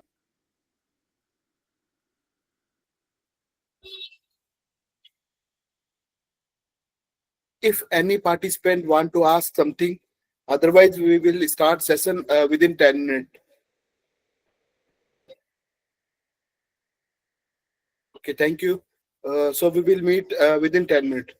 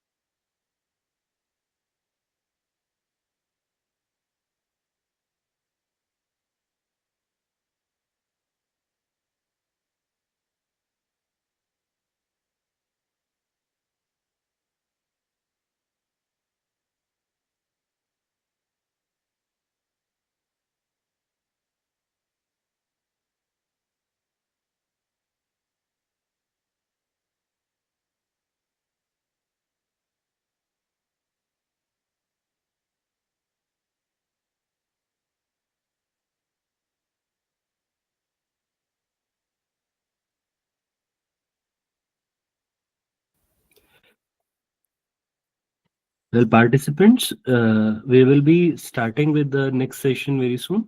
Meanwhile, you are requested to fill the online feedback form for this FTP.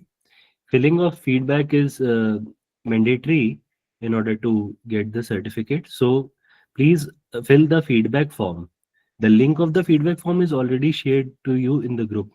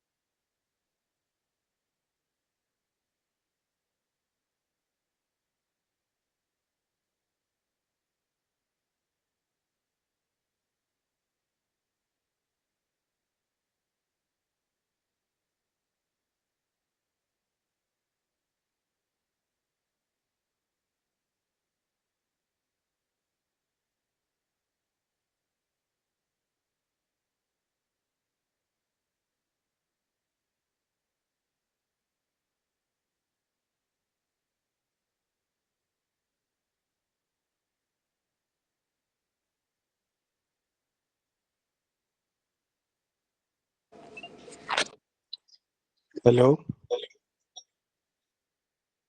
Yes, sir.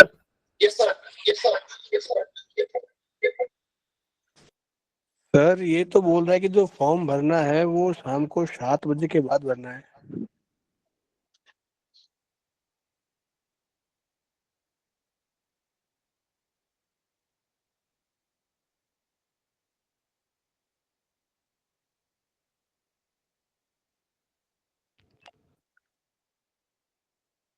Hello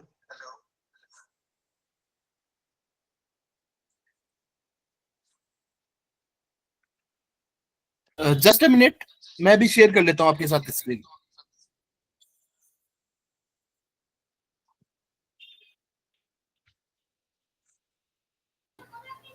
Gajanan sir, if you could please repeat what you communicated, because there was some disconnection on my part. Okay, just a minute, sir. Just a minute.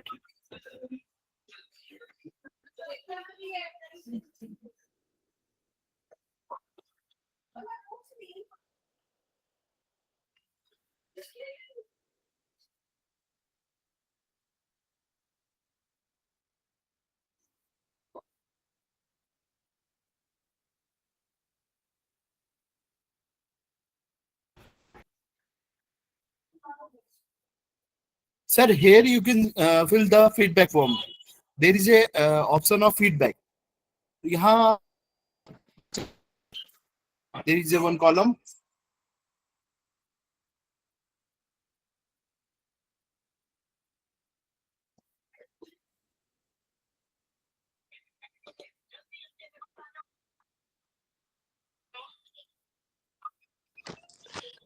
So sir, we have to fill it on the Atal portal as well.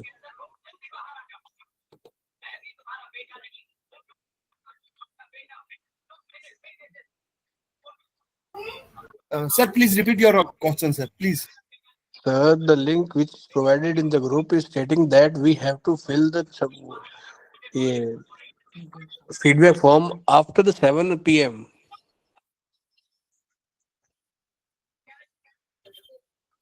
Okay. Now, okay. Now it's also available, sir. Now it's also available on Atal website, sir. पहले यही था कि 7 PM के बाद होगा, but they open today morning, sir. Okay, sir. Okay. So meanwhile you can fill, sir. Okay, sir.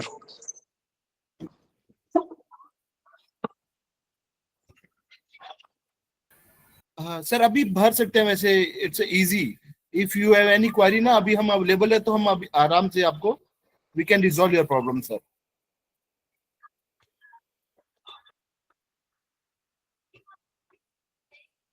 So Gajanan ji, will Professor Bajrang Singh ji will be coming, or the session has to be by Mr. Rituraj Soni? Sir, Rituraj sir is coming, sir. Okay, okay. Yeah, I think we sir can in wait meeting, 5 more. sir. Yeah, we can wait for 5 more minutes. No.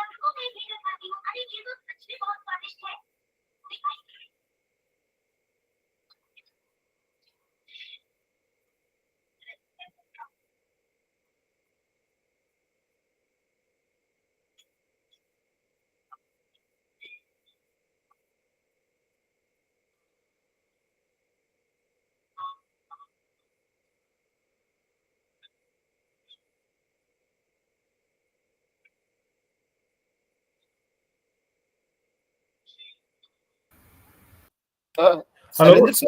Dr. Gajanan, am I audible? Yes, sir. You are audible. Yes, sir. Sarendra, Yes, sir. Yes, sir. Great. Rituraj sir has came. Please. Okay, okay, okay. So, Yes. dear participants, now we are having the third and the last session of our FDP, and this session will be taken by Dr. Rituraj Soni, and the topic will be digital technologies for eco-conscious development, basically bridging information technology and environmental science. So before I invite the expert, Dr. Rituraj Soni, to proceed with his session, I would like to share a brief introduction of Dr. Rituraj Soni. He is currently working as assistant professor at Engineering College, Bikaner, and since 2006, he is working in that college. And his area of interest includes image processing, computer vision, machine learning, analysis of algorithms. He is currently a senior member of the reputed technical society, IEEE, and he is also a member of the executive council of IEEE Rajasthan subsection. He is also an active member of the technical society like CSI, ISTE, and Viva organization. And in collaboration with TGC Mohali, his team has stood up among the top 10 teams in the worldwide hackathon organized by IEEE Bangalore, Pune, and Hyderabad section. And based on his contribution to these activities, these IEEE activities, he was featured in the IEEE Spectrum in July 2020. And he is also serving as the guest editor of SCI and Scopus journals. He is very active as a researcher and serves as a reviewer for various SCI journals and Scopus in text conferences. Recently, he has given his expert technical talk at an international conference in China, that is TISG 2021. He is an active member of the Board of Studies and Research Committee in the Bikaner Technical University. He is also serving as the nodal coordinator of Virtual Lab at Engineering College Bikaner, that is in collaboration with IIT Delhi. And he has organized various short-term courses under the EQIP project in collaboration with NIT Kurukshetra. Before that, also he was also the Infosys Campus Connect program coordinator and was an active member of training and placement cell at Engineering College Bikaner. Dr. Soni's student won the Dronacharya Award for Rajasthan in the TGMC project, which was held in the year 2009. So Dr. Rituraj Soni is not only an accomplished academician, but he is also a researcher. And now I welcome Dr. Rituraj Soni to present his presentation. Over to you, Dr. Rituraj Soni. Thank you, Sharendra sir, for such a nice and long introduction. Thank you, Dr. Modi and RNB University for inviting me to present my lecture. Am I audible, I think? Yeah? Yes, sir, you are audible. And later you can share your screen also. Screen is visible or not? No, screen is not visible, sir. Okay, just wait. Visible. Visible, I think it is visible. I've shared. Visible. Okay. Okay, then. Yeah, okay, yeah. Okay. Okay, so it is visible. So let me formally thank you to all the members of the FDP and especially Dr. Modi for inviting me to give the lecture on this particular topic. So regarding the research and all, over a period of time, or since it's been a long journey, everybody can achieve all these kind of things. And still, I feel that hunger for all the research and academics are still there in me. So it depends how the things goes on and how the work comes to me. So coming back to the lecture part, so we have the very nice topic like advancing sustainability through a green economy, innovation, policy and practices. This is the Atal FDP, and my topic which was given to me, and it was digital technologies for eco-conscious development, bridging IT and the environmental science. So let's begin our lecture, and we can discuss the query at the end. That will be a smooth going on things. In case my audio and video get the pause, I will pause the video because it will extra bandwidth will be consumed. So if any case audio goes or the screen is not visible, just inform me through call. Okay. So this is the overview and the agenda that what we are going to discuss today. A brief introduction, what are the different core digital technologies, how the bridging between the IT and the environmental science, which is the very important, the hot topic these areas from last 4 or 5 days, we are moving towards a green economy. Some case studies and example in very short, challenges, future direction, the conclusion are the part of the my topic or my talk. So before going into the details, let us study and let us try to know that what is the basic need for the eco-conscious development. Okay, so what is happening over the year?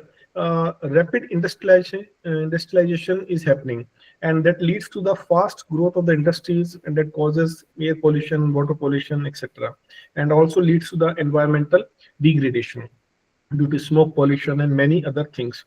And by using all these things, we are depleting our resources. The main resources are minerals, fossil fuels, even our water and all. These are the different resources which are getting depleted.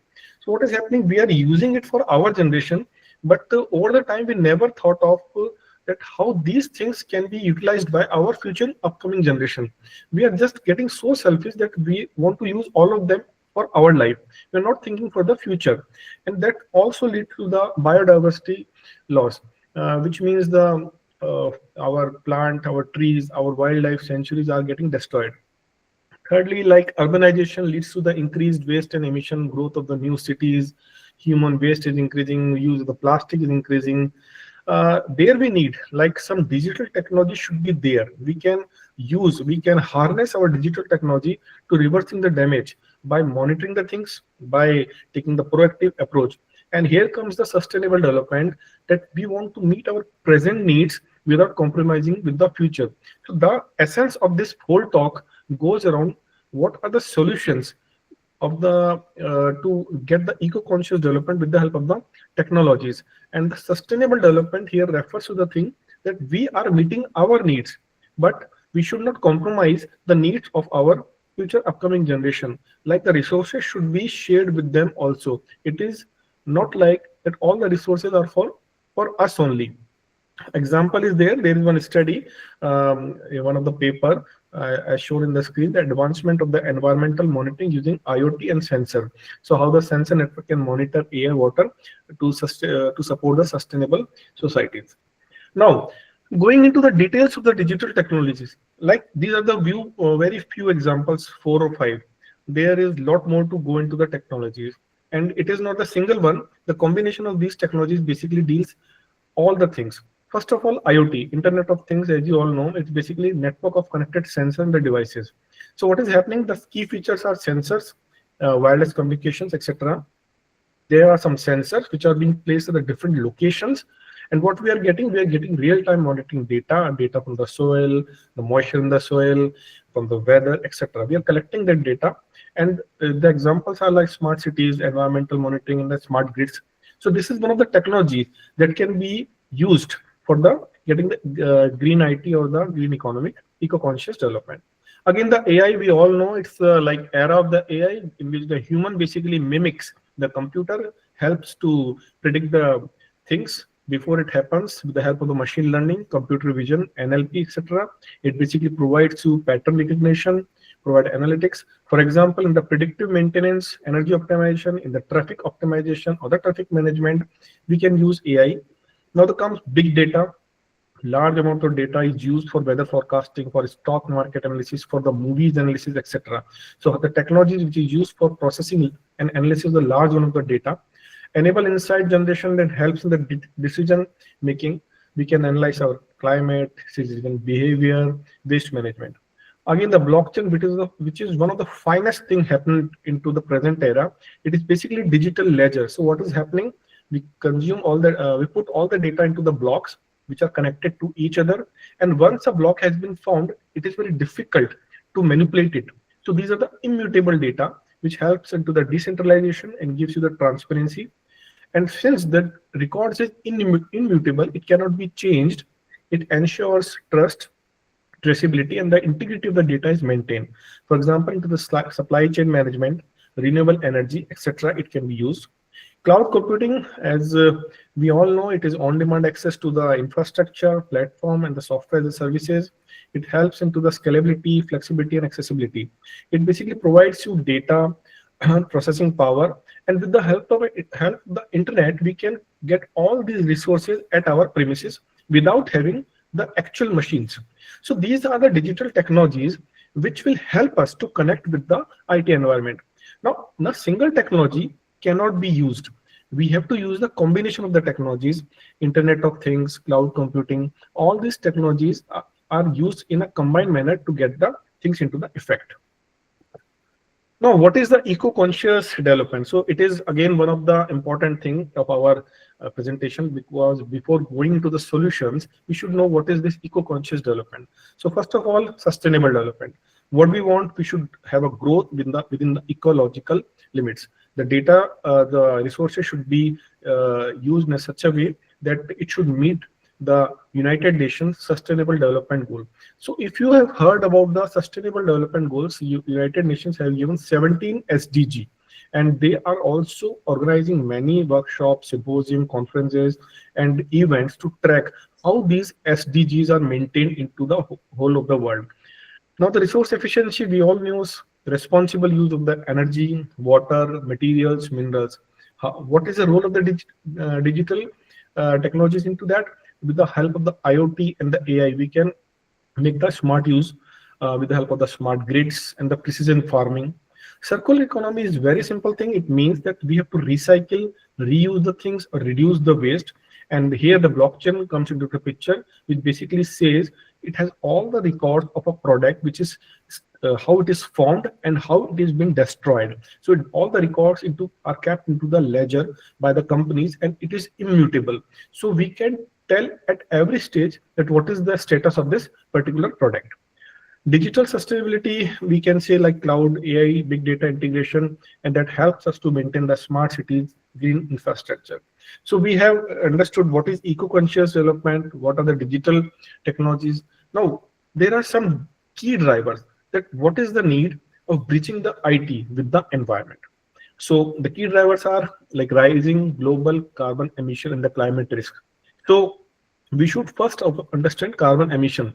It is one of the simple things that if I'm using AC for 1 or 2 hours, that means I have used the electricity for 2 hours. Again, that means somebody has to produce that electricity. And what is the cost of producing that electricity in terms of the fossil fuel? If I'm burning coal for producing that 2 hours of the electricity, which I've used by utilizing AC, that means that coal will burn and it will produce some carbon into the environment, and this is known as carbon emission that will be used into the presentation many of the time. So everybody, all of us, while driving a car, while using AC, emitting some of the carbon dioxide into the air, because the electricity or the power we have used, somebody has to produce it. So this is one of the key driver. So what is the role of the IT? It basically encourages the use of the IT-based solution to monitor, to predict the reduced emission, and the use of the carbon footprint tracking system, satellite-based climate monitoring, and the AI-driven emission prediction models are there, which we can use for one of this driver. Second is need for efficiency in the resources and the energy use. So it is necessary that we have to make our resources efficient in the use so that it can be used for the future generation. Examples are smart grids, IoT enable energy meters, water management sensors, AI driven waste optimization system. All these things can be utilized to maintain the efficiency of the resource use. Environmental monitoring, so that we can monitor the pollution tracking. We can use remote sensing with the help of the drones, and that encompasses the use of the IoT as well as the AI. Research industry demand for interdisciplinary solutions. So it is very necessary, like alone person cannot do that. We need to have IT person, because he or she only responsible for deploying that technology. We should have environmentalists with us. They can tell the consequences of use of this particular technology. We should have government policies, rules and regulation. We should have academia or industry people, so that they can monitor how the things are being done. So this is the interdisciplinary solution, and these are the 4 key drivers which are very necessary for bridging between the IT and the environment. Now, having said that, all of the things like what are the digital technologies, how the bridge can be happen, what is the eco-conscious development. So overall, we got a knowledge that we have to grow towards the green economy. We have to have sustainable development. We should use our resources properly, and that is can be done by monitoring the things. So now we come to the cloud computing, that how it can be used for the green IT or the economy. Like cloud computing, as I've already told you, it's basically use of the services, like the more you pay, the more you get it, and infrastructure as a service, software as a service, as a platform as a service can be used. How the things will happen to get the green IT? First of all, the virtualization. That particular thing means that we are running multiple virtual machines on one server, and we are saving the physical devices. In my premises, only one computer or 2 computers are there, and I am accessing all the network resources located somewhere in America with the help of the internet. So what is happening? It is reducing my hardware at my premises. Centralized data center, which improve the energy efficiency. So I have data center where the data is being located and securely placed, and these data center, if located centralized, then they will be using less power rather than the scattered data center at different places. Although yeah, backup is there, it enables scalable co-application. So there is only one server, data is kept there. Now at one server, we have large amount of the data. Now we can make simple application like weather application, like forest tracking application, and we can use that data. So we need not to have too much of hardware, and we can scale our application. Support paperless in the remote collaboration. It is again very simple thing. Like we should print only when it is really required. Otherwise, it is basically send emails and get everything answered on the digital platform. Remote collaboration, it is very simple, like we are doing here. I'm not coming to any particular place or the R&D university to deliver my lecture. I'm sitting at my home, so it is saving the fuel first of all, and it is also saving the money in terms of the transport. So remote collaboration with the help of Google Meet, with the help of your Google Docs, and in a collaborative manner we can do. It reduces carbon footprint through optimized resources. As I already told you, carbon footprint, like how much carbon you are emitting into an environment. And the Microsoft Carbon Neutral Azure Data Center says, the word neutral is there, it says that we are running our data center on the green technology. That is, they are not getting electricity through any traditional thing. They are generating the electricity through the solar power. So whatever we are doing here into the Microsoft Azure data center, we are not emitting any carbon emission. So if somebody understands this thing, like if I'm going to click like any search on the Google, and I press the enter button, it will also reduce some of the emission, because my request goes to the Google server. It uses some electricity, my hard drive runs, and it get some electricity is used. Then the request come back to my screen. It also uses some electricity, And again, if I'm using some electricity, somebody is there producing that electricity for me by using the fossil fuels, and carbon is emitted. So it is better not to scroll unnecessary for having a green IT. So stop scrolling the reel unnecessary because you are emitting carbon into the environment. Now, what is a blockchain for the environmental transparency? So again, there is now, if you can see the first slide, carbon trading. So what is happening in the carbon trading? It is basically used in the European Union, where the industries are have some permissible limit to emit the carbon emission. So let us suppose X is the limit, and I am emitting, and my company is emitting more than X carbon into the environment. Then I have to purchase some carbon credits. And if I'm not emitting carbon, or I'm emitting less than X, then I will be given some carbon credit. So carbon credit, and it is purchased or sell out, and this is known as the carbon trading. So in some of the European countries, it is basically mandatory. It is not mandatory in the India. Otherwise, definitely most of the industry will shut down. So what is happening? Any company which is doing carbon trading is basically keeping all these record into the blockchain. Now, blockchain, I told you, it is immutable. That means it cannot be changed. अगर एक बार कोई data blockchain में आ गया, इसको आप change नहीं कर सकते. So what is happening? Every company is putting the data into the blockchain, that is of the carbon trading. So it ensures that whatever the carbon credit transaction are done, these are transparent and tamper proof. So basically it enhances trust in the green supply chain. There are the verifiability things that this product is being totally green in the nature.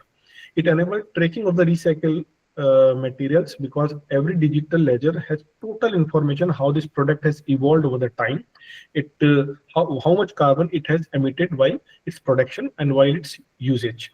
It encourages corporate environmental responsibility. That means that company can publicly demonstrate, verify the eco-friendly actions, and that also prevents fraud in carbon offset programs. That means nobody can change it because it is totally verified in a cryptographic manner.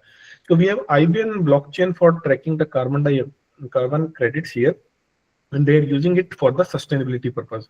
So blockchain is one of the technology that can provide you environmental transparency with the help of evaluation of the carbon trading over the time. GIS and the remote sensing application, I think you have heard of it. Geographical information system. With the help of the satellite, you have capturing the image and you've got the data. So how it works now? Application is simple: deforestation or the land use. So what is happening? We can track how the forests are being lost, how the land uses are changed over the time. Example is Amazon forest monitoring through the landslide satellite. So we can know how the forests are being used here.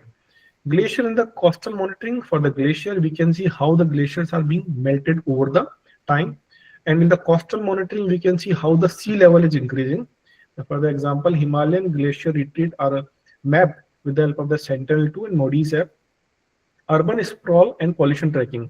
How the cities are increasing and going beyond the limit. How the pollution's hotspot can be identified, and then the special measure can be taken. For example, Delhi pollution is studied using the satellite aerosol data. Disaster management, it will provide you the real-time imagery for the disaster response and the recovery. Kerala flood are basically managed with the help of the ISRO's Bhuvan platform. And the satellite and the ground data integration, which basically combine the satellite images as well as the real-time field images for the accurate analysis that can be helped to get the crop yield prediction. So these are the applications of the GIS, and this is one of the important part, because we are getting all the images from the satellite, and a satellite needs to send us the precise images.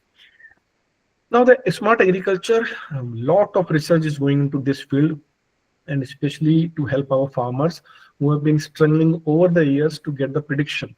So we have IoT here, and IoT and AI are combinedly working to get all these things. Look, the technologies are independent here, but once they merge into each other, we get the better results, because IoT is totally getting the data from the sensor and then sending the data to the any data server or warehouse. Then we have large amount of data, that is data science. Then we have some machine learning models, and with the help of the machine learning models and the historical data, with the help of the AI, we can predict the things. If it goes into big data, and it is big data or the Hadoop, these are the technologies. So if we go into the application, we can detect the soil moisture and the nutrient sensors, and the same has been used into the Punjab. Then we have the drones for the crop health assessment. We can capture the aerial images of the crops to detect the pest, disease, or any stress in the crops. For example, Maharashtra farmers are basically using agriculture drones to manage or monitor the crop health.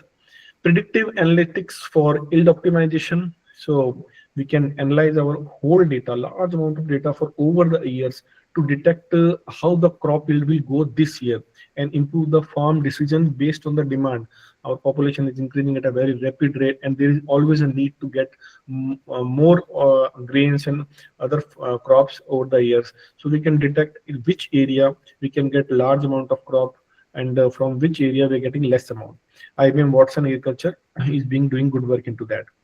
Automated irrigation control. We all know water is very essential, and we have to use it very judiciously. And in the crop, we have to really give the measured amount of the water, because less or more water can destroy the crop. So drip irrigation basically is used in many parts of the India. Even at our small fields into the urban areas, we are using drip irrigation for our maintaining our gardens. And IoT sensors are not very much expensive these days. Earlier days, like 5 to 10 years back, they are very expensive. So in organization, we can use that.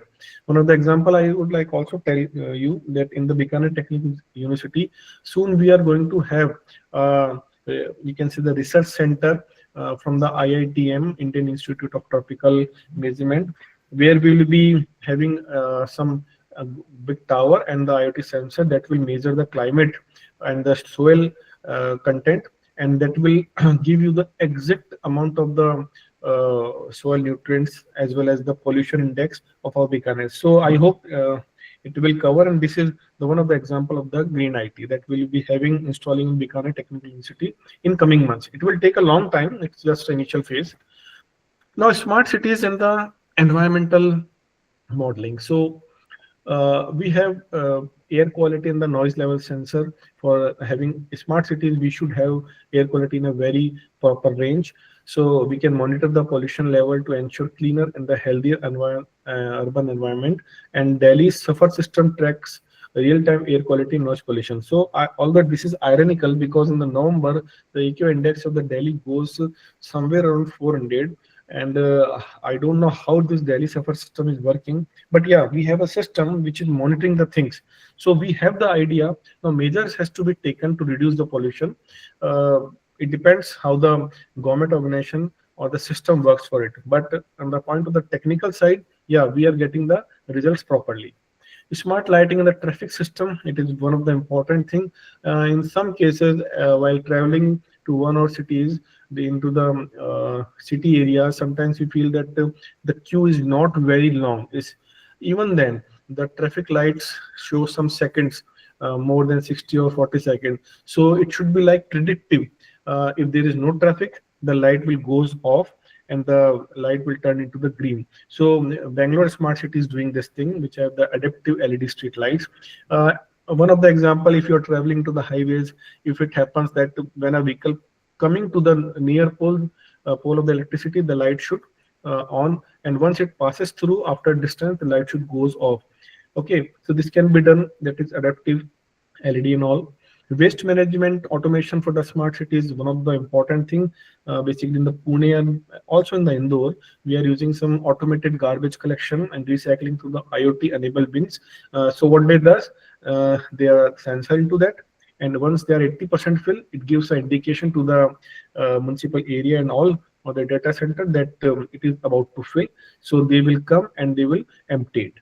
Energy efficient buildings. So design and monitor buildings so as to minimize the energy use as well as the carbon footprint.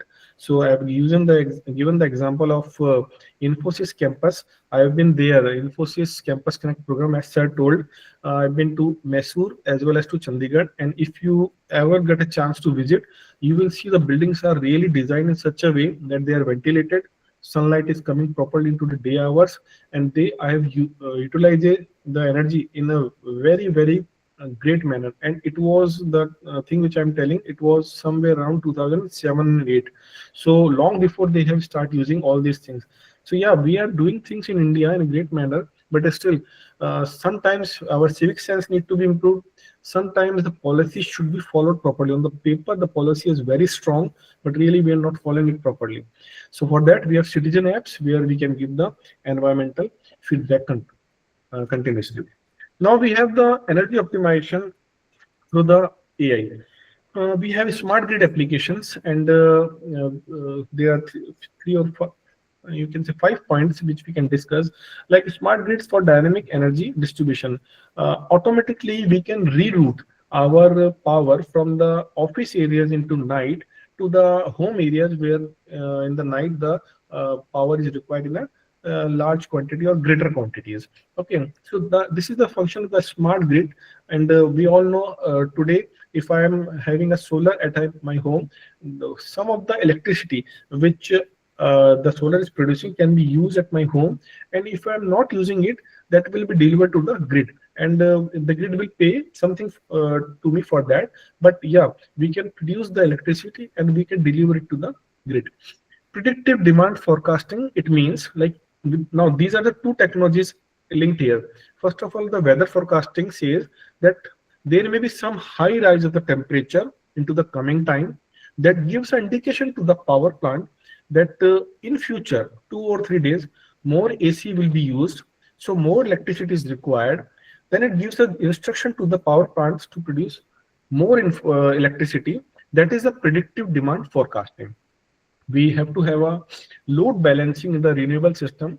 That says, balancing is here referred that solar energy is produced, and it can be stored into large batteries, and then into the night or in the needed areas they can be transferred to the grids. Detecting the energy theft or wastages. Now there is always a chance of theft in resources. So what we can do, we can put some AI sensors where what is happening, if the meter is reading or going slow, but with the help of the AI flag we see that power is going too much into that particular part, into from the grid, then we can detect that yeah, there is some theft or wastage is going on. AI based energy efficiency analytics can be done. It is one of the important thing we can tell in such a way, like in a smart home, if our home it understand my routine, that if I'm sitting in a room for some 4 or 5 hours, then the electricity will continue to remain on. But suppose I went out and my friend came and suddenly I forget to switch on the fan, and after 15 minutes there must be some programming that after 15 minutes either the fan will slow down or it will goes to off state.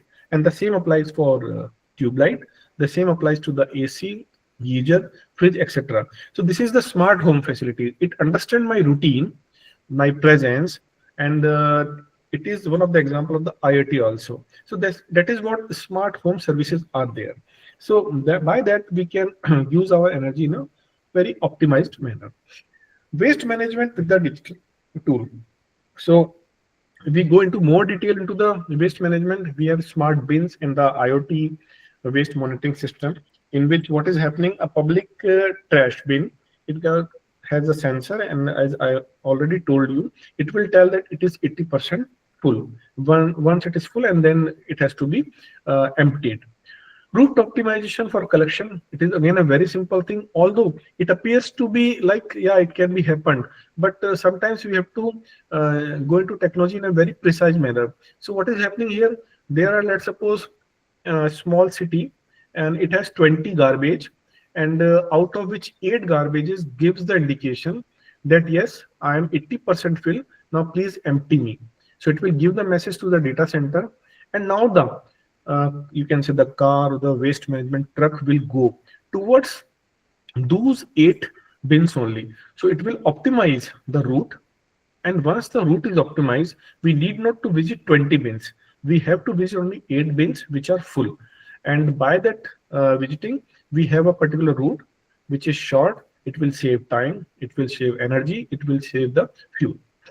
Digital recycle marketplaces, you need not to go anywhere to purchase any scrap material. On the online tool, on the online, you can say the e-commerce site or the B2B business, you can directly purchase the scrap things like steel, iron, etc. from the recycled waste. You can say the warehouses and all. You need not to go anywhere. We have the AI for waste sorting automation. It is again the interesting thing.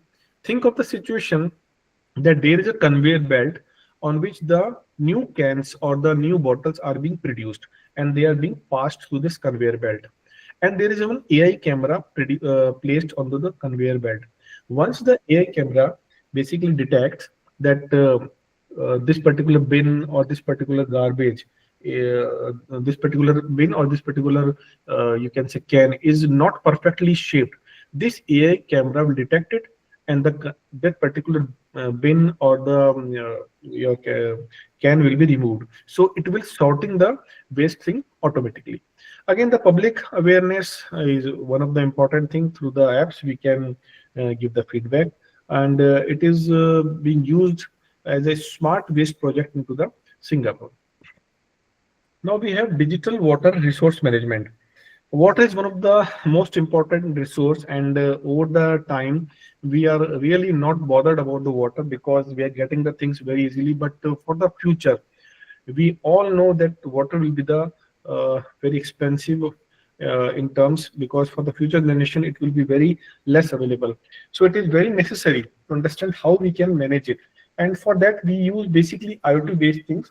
And why IoT? Because it contains the sensor, so it can measure the real-time water flow with the help of IoT based flow and the quality sensor.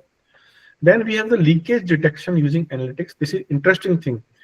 We have the underground pipes are there, and we can have the pressure sensor that can be applied. So the technology is being used underground also, and with the help of the pressure sensors we can see or we can detect the leaks, and that same has been used into the Bangalore water supply board. Then we have the real-time dashboard for the authorities. That says, the real-time dashboard says that we can get the live feed, that how the water is being used. So in the Pune, there are some smart dashboard which can tell us the real-time water supply and the consumption. The real-time feed means as if we are watching a live streaming, live news. We are seeing that how much water is being used into that particular area over a period of time.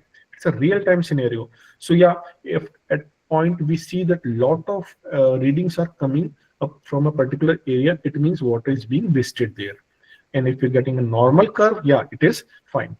Then we have the predictive models for the drought control. Drought is one of the important problems into the northwest Rajasthan. Although we don't have drought for a long time, but still, with the help of the forecast water scarcity into the soil, we can find out that where the drought may occur, and then we can supply water to them. Efficient irrigation in the agriculture, we can have the optimized water usage based on the crop and the soil condition. Farming automation in the Gujarat is being used in a great manner to maintain this thing. Now we have the green IT practices. So like it is the basic need of the hour, that how to get the sustainable IT infrastructure, because lot of data centers are there, lot of IT is being installed, lot of networks are there, lot of hardwares are there. It is very necessary to use them properly. And now, along with all these hardware, each hardware has a life.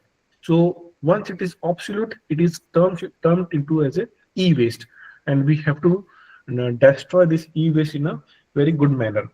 So first of all, energy efficient hardwares. So it should use low power. It should have eco-friendly computing devices to reduce the energy consumptions, etc. And we have the Apple M series chip, which is being designed in such a way that they are designed for the high performance and the low power usage. Then we have server virtualization, as I already told you in previous slide, that we can install hardwares at some places, and with the help of the cloud computing we can use it. Then we have the life cycle management, and the e-waste reduction policies should be made in such a way that e-waste should be minimized and should be destroyed in a proper manner. So we have to either recycle it or dispose it properly. Paperless work as well as the cloud structure we have discussed. We should minimize the use of the paper, because saving a paper, saving a tree, saving a tree, saving a forest, saving wildlife, flora and fauna, saving the environment, having less carbon dioxide in the nature. And awareness into the industry as well as the institution is must. We have to promote the green practices through the education policies, and not only promote, we should follow it. Digital twins. This is interesting thing. Like digital twins for environmental modeling says, twins is referred to the thing that once we have designed the things into our mind, we should have the things on the paper, and really going into the environment, we should have the simulation. Now the simulation here refers to the thing replica of the real world system. That means if I want to become a pilot, I should first go into the simulation air driving, where I will feel the exact same amount of the pressure which I am feeling into the plane. So first of all, we should apply all these things into the computer world or the virtual world, and we should understand the effects of applying our policy. So virtual replica of the real world system. That means एक real world के अंदर हम कोई चीज लाने से पहले उसे वर्चुअल वर्ल्ड में चलाएं. So that says that we can create digital twins. Twins means like replica of each other that will mirror the same thing. And we have the Siemens digital twin here, which basically simulates the industrial process. Simulation of the environmental scenarios. We should have model the climate and the pollution and the disaster scenarios to assess the potential impact. Climate Lab by NASA is there, which basically creates such environment. A large amount of pollution is created into the lab, and we have to understand the effect of that pollution. Predictive maintenance in the industries, can have the sensor data and AI to predict how the equipment or when the equipment can fail, and if equipment fails, how we can correct it by taking the proactive approach by reducing the waste and the downtime. Urban planning optimization, we can help our city planners to simulate the traffic, energy, and the pollution outcome digitally. So that means we have the policies, yes, we have the policy on the paper, right? But before going all this thing into the real-time world system, we should first of all go into the virtual world. Then we apply it. We try to understand what is the effect of these policies, and then we can take the measures to correct it. Once we are satisfied, then we should go into the real world, and then we should apply it. So this is the important thing of the simulation. Again, I will take one example, like on Amazon, we have some lamp or some good decorative piece. Then it gives you an AI window that how it will look like in your home. You open that window, and that things is being placed in such a way that it will appear like this in your room. Now, if you feel good, you purchase it. If you don't feel, you can discard it and move to the next one. Similarly, digital tools can be used. Now we have the artificial intelligence for the climate prediction. So it is one of the simple thing like climate pattern recognition. We can use again artificial intelligence to identify and analyze long-term climate trends and anomalies. So over the period of the time, we collect large amounts of the data, and we analyze or we apply some machine learning models, and then we can understand what is the pattern. If the temperature is rising steadily. For example, if you go back to 15 years back, the average temperature of Bangalore was supposed to be 25, 26, maybe 23, which has been raised to 20, 29. So why it is? Because lots of companies are there, lots of people are there, lots of traffic pollution is increasing, and that is why this pattern has been recognized. Now this pattern has been recognized, so the government is taking decision to reduce again the temperature. So they have to take some effects that will go to the green IT economy. AI based weather forecasting, it is one of the important thing, and there is one Google DeepMind graphic cast software, you can say, which is basically using deep learning to improve the accuracy of the short and the long term weather prediction. So these days we are also getting SMS from our government that storm will come in this time, high rainfall, then torrential rainfall can come at this time, and yeah, it happens. So we got the right prediction sometimes, and it happens sometimes we got the wrong prediction. So the team is there to analyze why the prediction goes wrong, and it happens many times that they have predicted things were right, and we safely went into the home before the storm or the rainfall comes, or the heat wave comes. Early warning signs for the disasters, as I already told you about the storm and all, it detects the alerts about the potential natural disasters. It advances using the AI-driven analytics. So IBM Watson AI is again working good into that. Predictive analysis for the emissions, it says like estimate future greenhouse emission and also suggest the control. Microsoft AI for the Earth works into that. We have to integrate with the global network, data networks. So we have to connect with multiple environment data sources for getting the climate monitoring in a good manner. These are the example for the artificial intelligence that can be used for the climate prediction. Now we are coming to the e-governance and the environmental policies. So alone technology cannot do the things in a good manner. We have to have the government policies, because government policies regulate the things in a good manner. So first of all, digital platforms for the citizen feedback. So there are some common things. This app example has come into many slides because it is very commonly used. Now integration with the then they have transparent environment data reporting. We have to publish pollution regarding the water, air, and the waste data publicly for the accountability. Sometimes it happens that in a way I should demonstrate this. Somebody says the pollution into Delhi raises to 1,000 AQI. These are the rumors sometimes. Government has that responsibility to publish the things in a proper manner and in a transparent manner. This is one of the e-governance of the environmental policy, that the data should be very transparent into the nature. Automation in approval and licensing, we have to use digital system to speed up the environmental cleanness or also reduce the manual errors. We have one portal, previous portal is there for automate the environmental impact into the India. Online pollution tracking dashboards that monitors and visualize the exact real-time pollution index to have the help into better decision making. And these are the main things that can be applied with the help of the e-governance and the environmental policy. So again, one of the important thing is the role of the startups in the green innovation. We have discussed many things here, but startups are also one of the part. And most of the ideathon, hackathon are being organized on this basis only, that how to solve the problems which are being prevailing into many states of the India, and that is regarding the green innovation. So we can use the agri-tech and the clean tech ventures, where we can use IoT, AI, and data driven to improve the sustainability in the farming and the clean energy.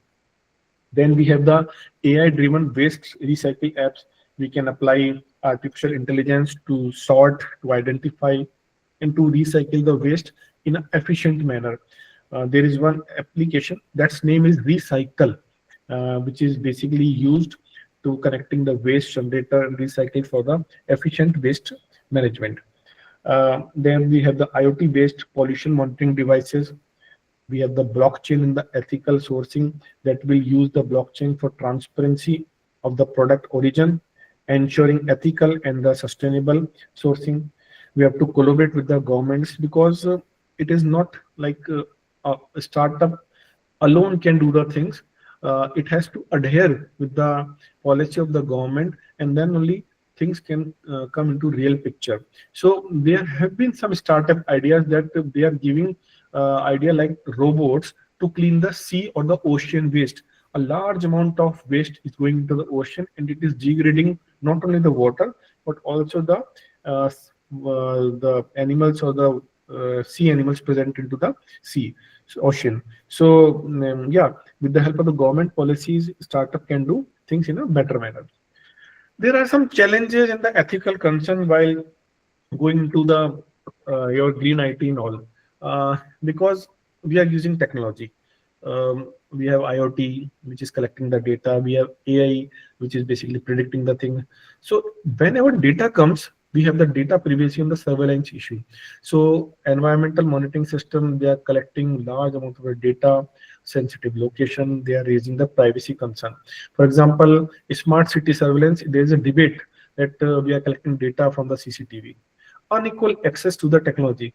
So what is happening? We have somehow we are still in the developing phase, but into the urban areas we have the digital tools, CCTV camera, sensor, etc. But into the village and all, we don't have these things. So there is a again digital divide into Africa, which is published in the UNESCO report. They say that it has a low access to the green digital infrastructure, high energy cost of the data centers. So this is ironical when we say that we have Google data center, which is having large amount of data. Now the data is managed or securely placed into the racks and all, where the ACs are continuously running, electricity is being continuously used. So what is happening? Although they say that data center is purely green, means they are relying on the solar power, but still there are some flaws. They need some energy from the fossil fuels also. So it is having the high energy cost here. Greenwashing risk, like companies may falsely claim that about the market products that they are eco-friendly. So yeah, companies say this is eco-friendly, but they may falsely claim it. So Volkswagen emission scandal was there that leads to the misleading to the environmental claims. Ethical AI use in the ecology.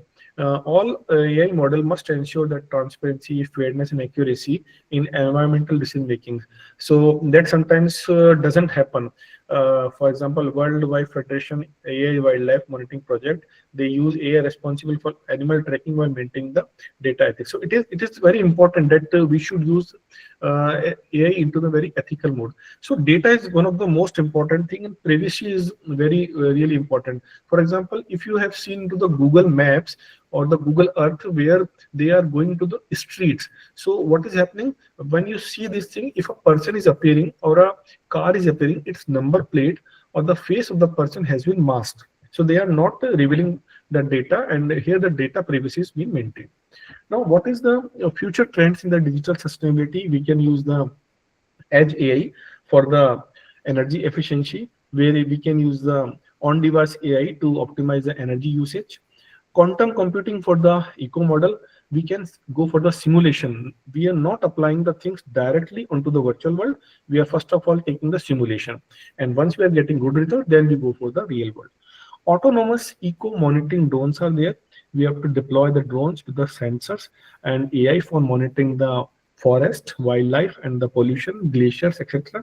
Integration of the 6G in the IoT for environment. What does it mean? It says that sooner or later we have 6G in coming 3 or 4 years. By 2029, 6G will be prevailing. So we have the IoT sensor, and that should be totally matched with the 6G speed. So we can apply this. So this is on the future trend into the coming global carbon data platforms that says the collect and analyzes carbon emission data to support the global climate policy. And climate trace is one of that AI driven application. Some of the case studies, we are almost coming to the last part of our slides. Case studies and the success stories. Although there are many, I have taken only few. Smart forest in the Finland, they uses IoT sensor and drones to monitor the forest health, track the tree growth, and detect fire in the real time. This particular digital forestry initiative help ensure sustainability, logging, and biodiversity conversion. So look, Finland is supposed to have the happiness index, and really they are doing good into the digital technologies for maintaining the forest. Solar microgrids in the Africa, they are using decentralized solar microgrids for providing clean electricity to the remote African villages. So it will reduce the fossil fuel dependency. So if you are harnessing the solar power energy, as we are doing to Bikaner also, in many parts of the Kolat and the Jamsar area, we have large amount of the solar power plants.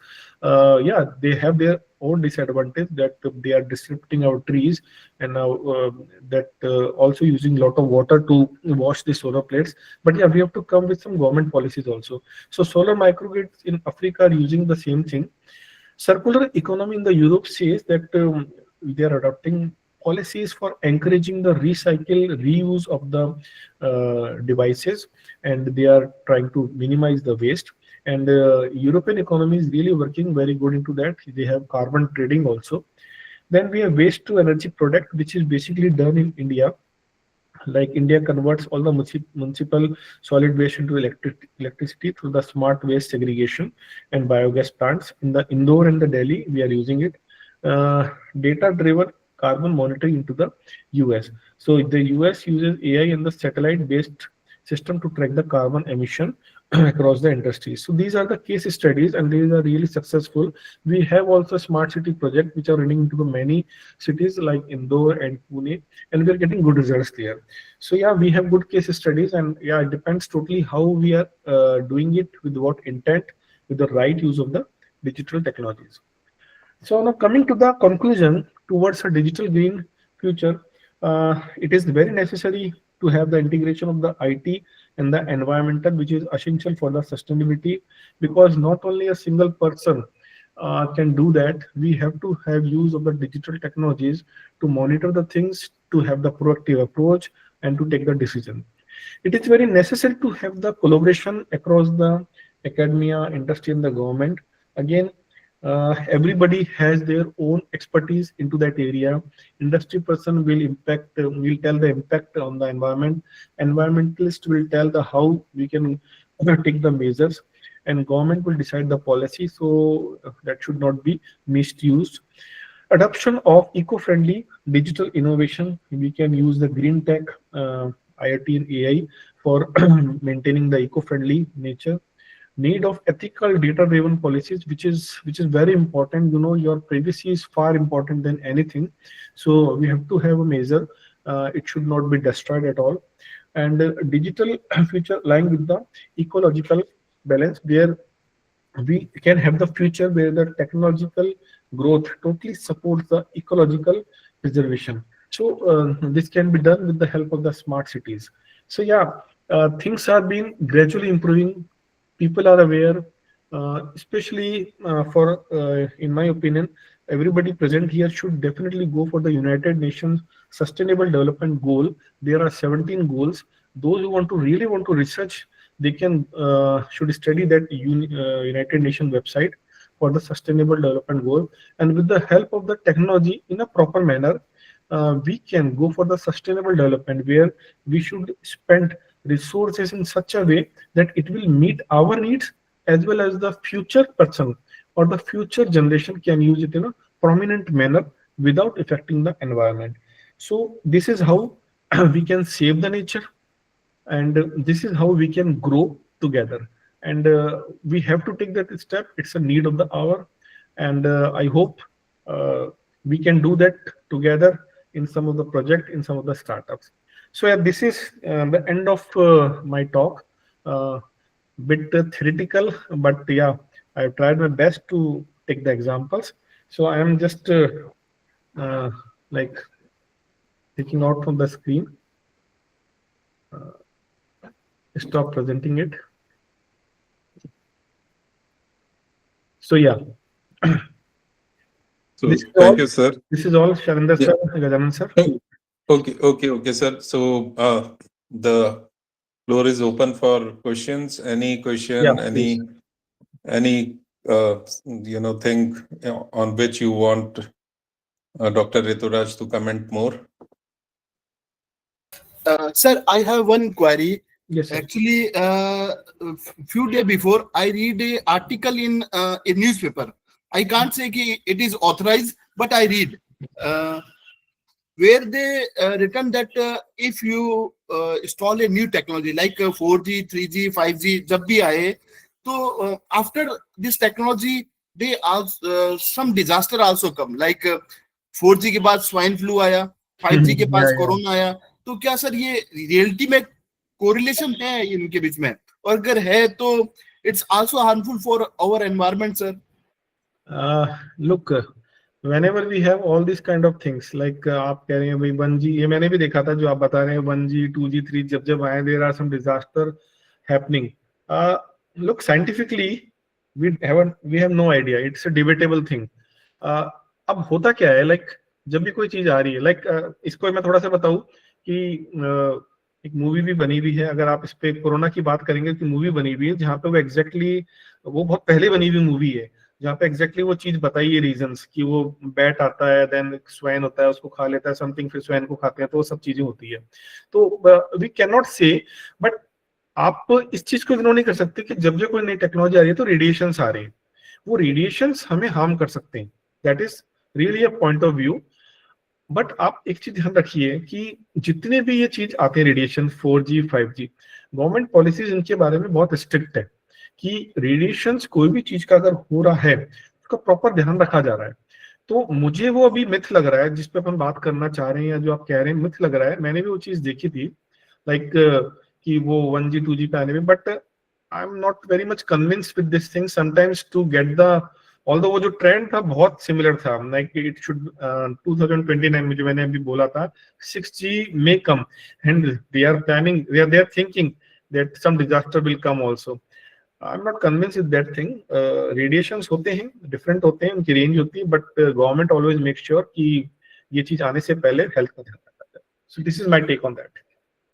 Sir I have also one question कि like हम technology की तरफ जा रहे हैं तो वहां हम ई वेस्ट भी जनरेट कर रहे हैं, तो वो भी बहुत ज्यादा पॉल्यूशन को इंक्रीज करता है।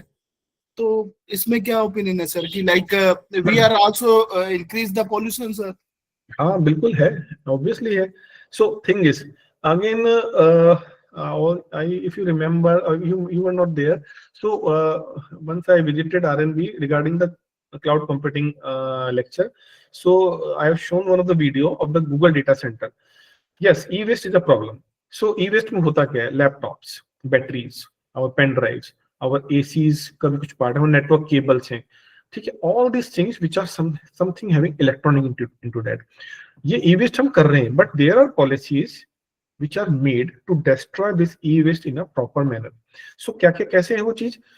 पहले कुछ कंपनीज गवर्नमेंट ने डिसाइड कर रखी है, अगर आपकी यूनिवर्सिटी या मेरी यूनिवर्सिटी में अगर ई वेस्ट, और हम लोग इस पे काम भी कर रहे हैं, अगेन हमारे पास में अभी पड़ा है बहुत 20 साल का कंप्यूटर जिसे हमें सेल आउट करना, ऑप्शन करना है, we have the committee members, हम उसे ट्रेस आउट कर रहे हैं।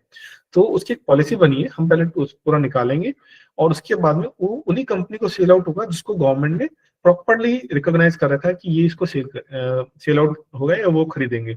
उसके बाद में इनकी पॉलिसी बनी हुई इन अ प्रॉपर मैनर कि मुझे हार्ड ड्राइव को कैसे डिस्ट्रॉय करना है क्योंकि वो एनवायरनमेंट को इम्पैक्ट ना डाले।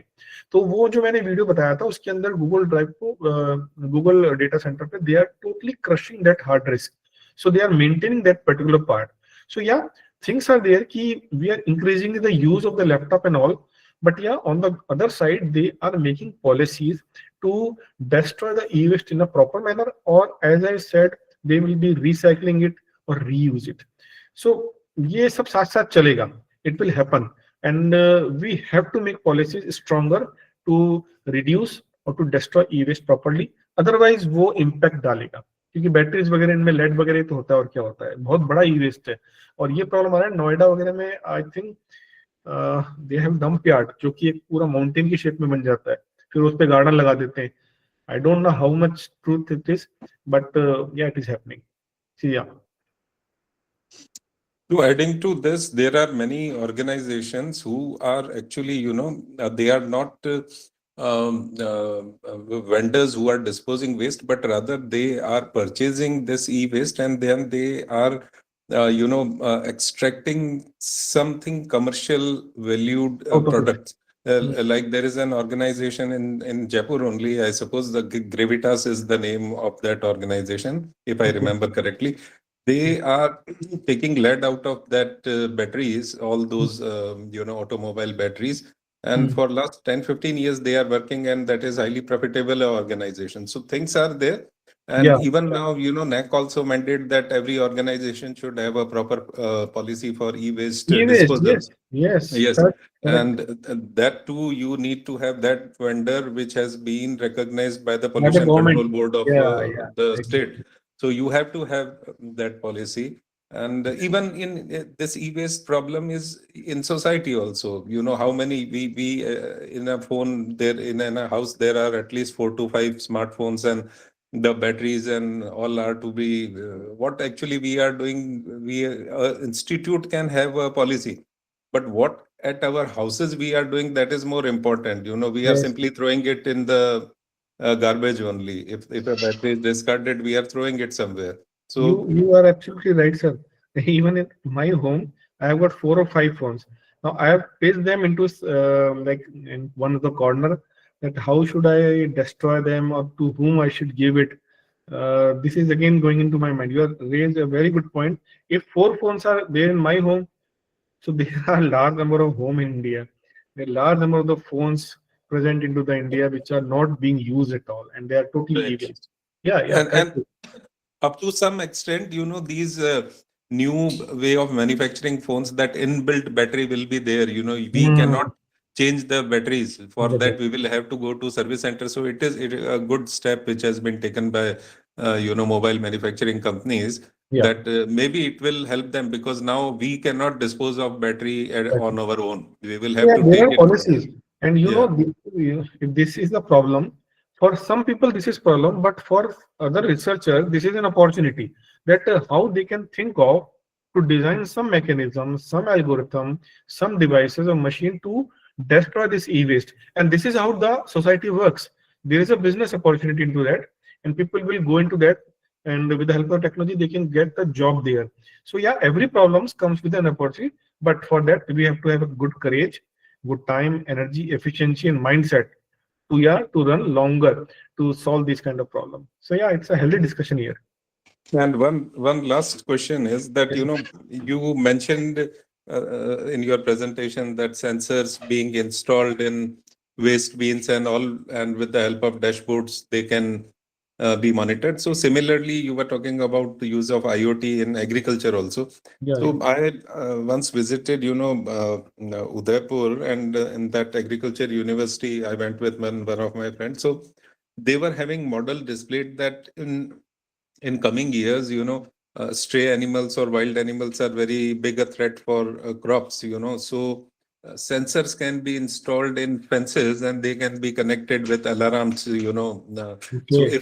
if an animal enters, automatically that loud alarm will switch on, and Right. it will help the farmers not to invest much on fencing, and at the same time 24/7 protection will be provided. So Yeah. are these have you ever came across that in practicality it is used somewhere? Okay, so the regarding this thing, that your example, although I have not come across this idea, but one of my friend from the IIT Roorkee did PhD. Okay, so he has used that IoT sensor, and he has purchased this sensors from somewhere into the China, and that cost him around 1 lakh. So yeah, he deployed this kind of sensor into the his field. Somewhere around Nagpur, I don't know. There was some field of him, and he install this thing and get the data. These are very simple things. These are sensor that is collecting data, but they are very costly, and sometimes they are not available in India.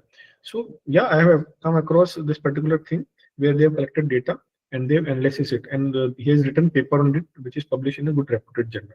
So things are there. Because the simple thing is, maybe they are working on that infrared light mechanism. So if there is hindrance, then circuit will broke, and Yeah, yeah, automatically the alarm will buzz off. yeah. So, but yes, That's that okay. is the That's thing, okay. that they are very costly. Uh, Hmm. the thing is, we need to manufacture them in our country, only then it will be beneficial or economic for the farmers. So this is the problem, and then it goes really to the funds. So if I really want to do research, the hurdle is I don't have funds, and if I have funds, sometimes I don't have brains.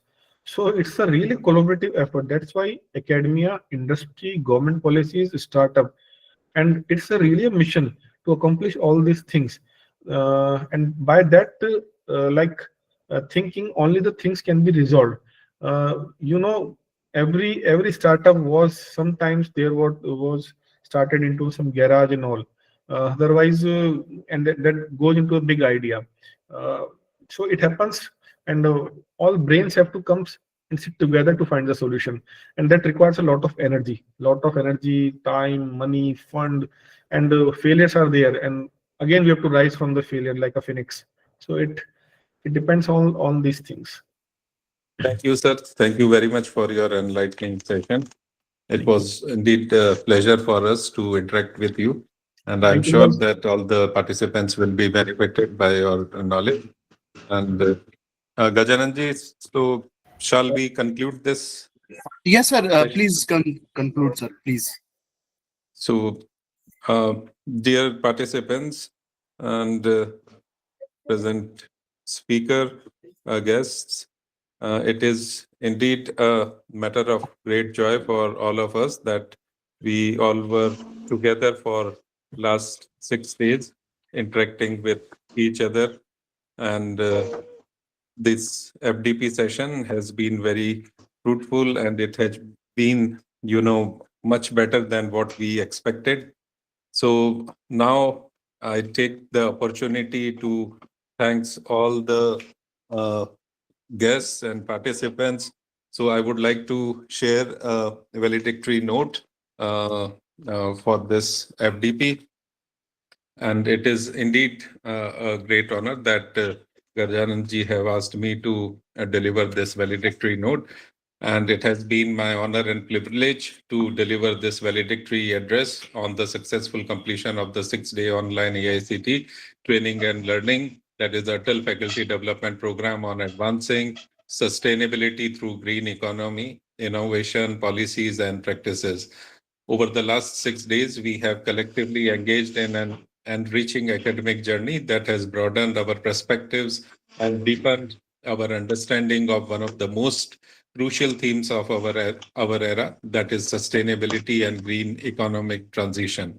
This FDP brought together experts who enlightened us on diverse facets of green economy, including sustainable technology, climate resilient policies, renewable energy innovations, waste to wealth models, environment, green entrepreneurship, and integration of sustainability into our curriculum and research. Their insights have not only strengthened our conceptual foundation, but have also inspired us to adopt practical, actionable strategies within our institution and communities. I would like to extend my heartfelt gratitude to all research persons, including Professor Kamlesh Chaure, Professor Dipali Gupta, Professor Narendra Bhojak, Dr. Maulik Chandani, then Dr. Mayank Tiwari, Mr. Arun Kumar Sharma, Professor Meenakshi Sharma, and of course, today's expert, Dr. Rituraj Soni, for their commitment and their involvement. And it has indeed been, a great opportunity wherein you have shared your expertise with the audience. I would also like to congratulate and thank all participants for their active involvement, thoughtful questions, and consistent presence throughout the session. Your enthusiasm reflects a strong commitment towards fostering sustainability-driven education and research. I would also like to convey my sincere thanks to Dr. Gajanand Modi, who is the coordinator of this FDP, and Dr. Maulik Chandani for his continuous support for the seamless execution of this event.